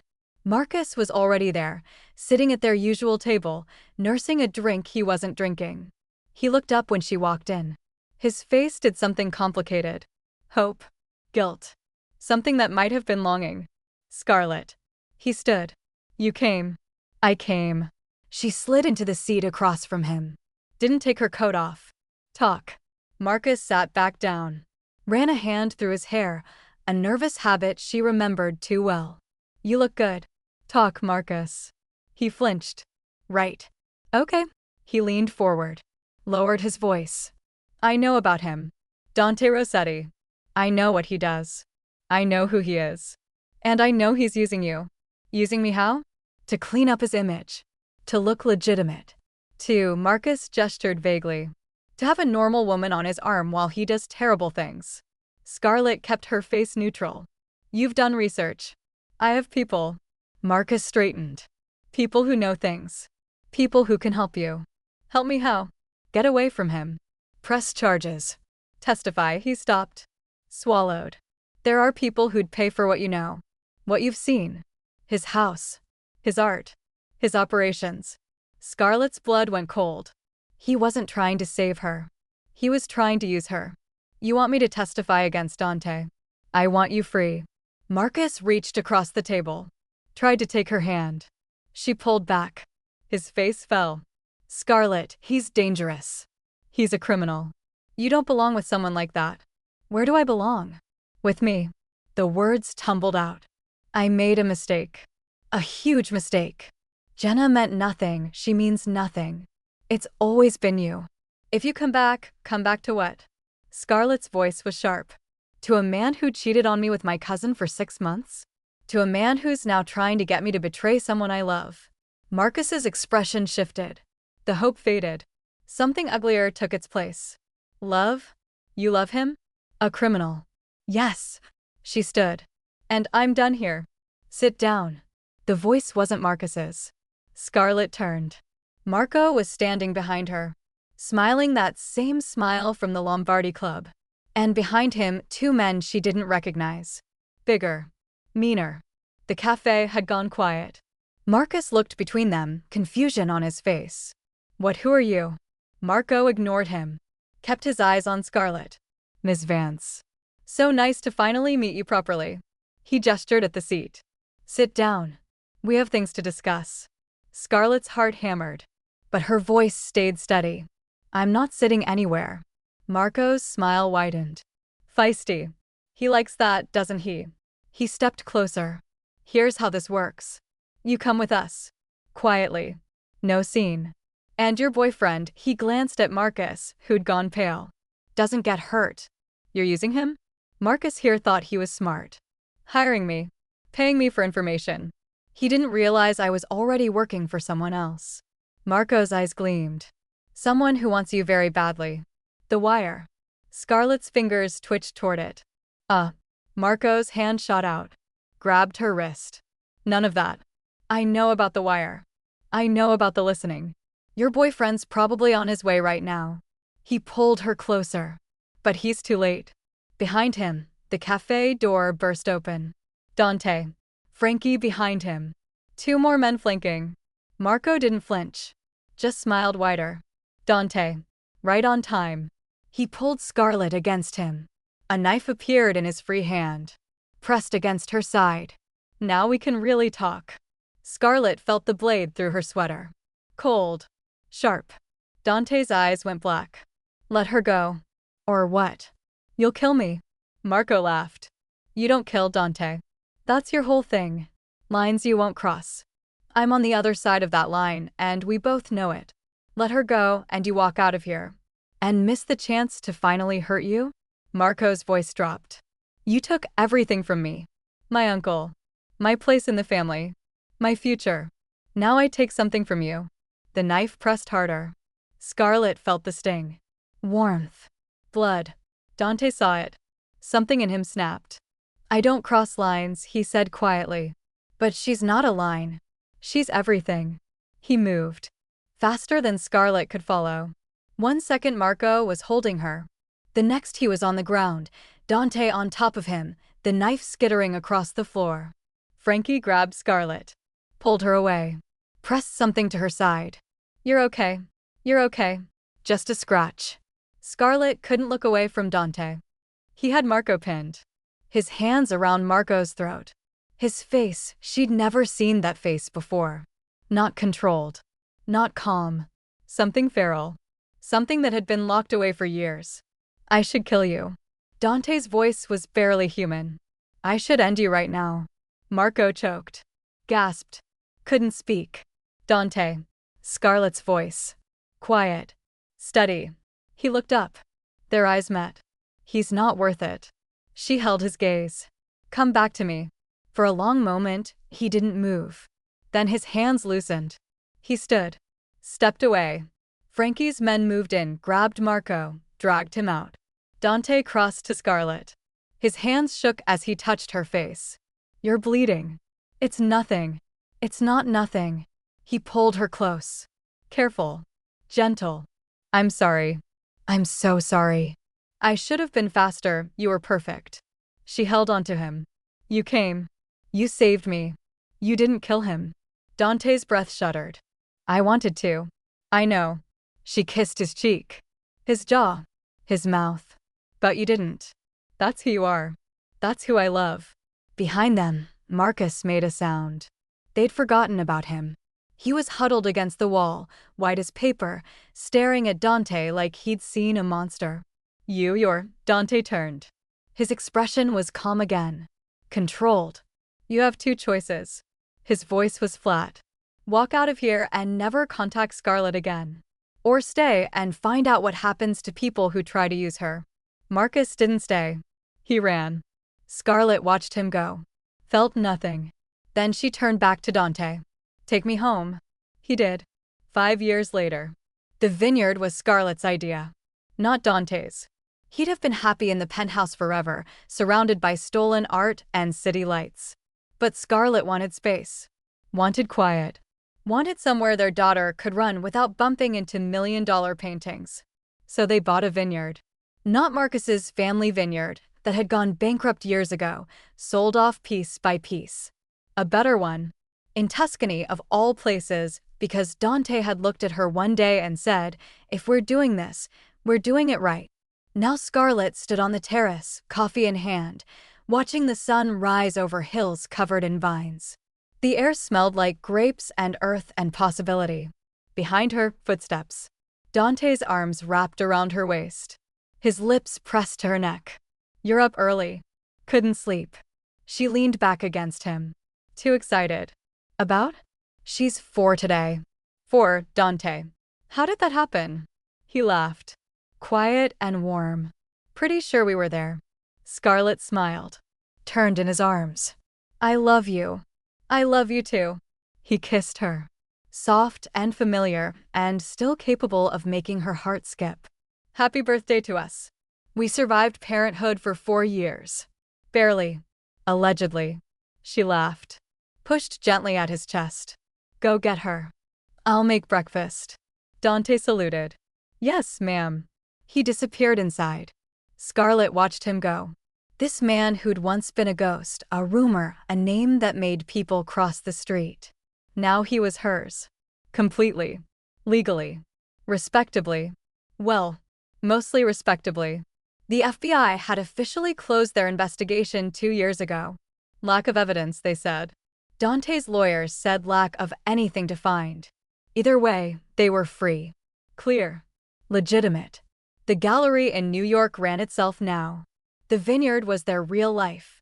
Scarlett authenticated pieces remotely when she wanted to, consulted when she felt like it, spent most of her time being a mother and a wife, and surprisingly happy. Mommy! The scream came from inside, followed by pounding footsteps. Scarlett turned just in time to catch a small missile wrapped in pink pajamas. Happy birthday, baby. Mama. I'm 4. Sophia held up 4 fingers, eyes wide with importance. Daddy said I'm big now. You are big. Very big. Scarlett kissed her forehead. Too big for pancakes? Sophia's eyes somehow got wider. Pancakes?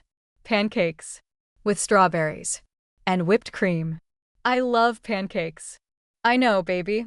I know. Dante appeared in the doorway. Leaned against the frame. Watched them with an expression Scarlett still couldn't quite believe soft, open, utterly unguarded. She'd done that. Her dangerous man, softened by a 4-year-old in pink pajamas. Need help? He asked. Always. She shifted Sophia to one hip. Reached for his hand. Come on. Family pancake duty. They cooked together. Dante at the stove, flipping pancakes with the same focus he'd once used to negotiate with criminals. Sophia on the counter, helping by stirring air and demanding more sprinkles. Scarlett at the coffee maker, watching them both, her heart so full it ached. This was her life now.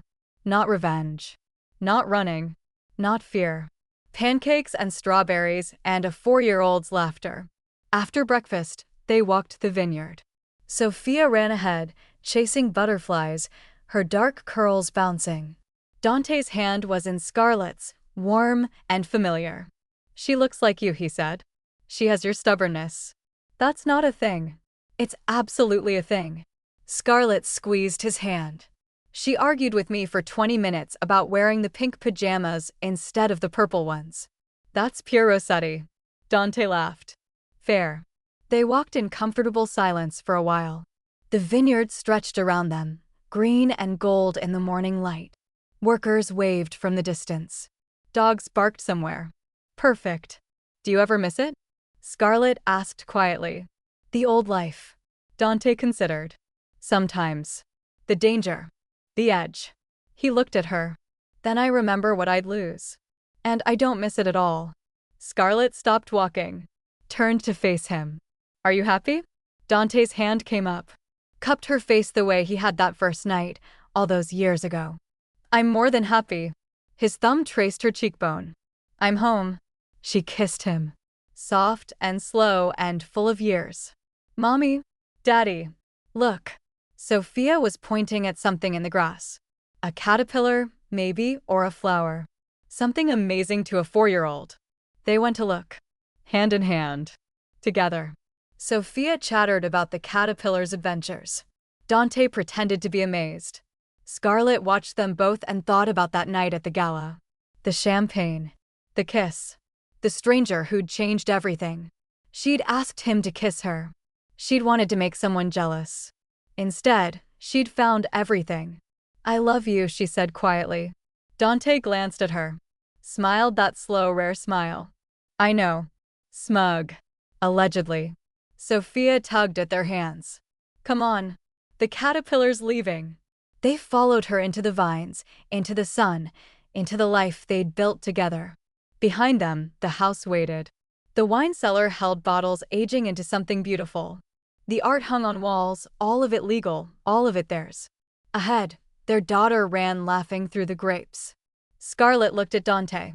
He looked at her. And in that moment, surrounded by everything they'd made, they both knew the truth. The best revenge wasn't living well. It was living this.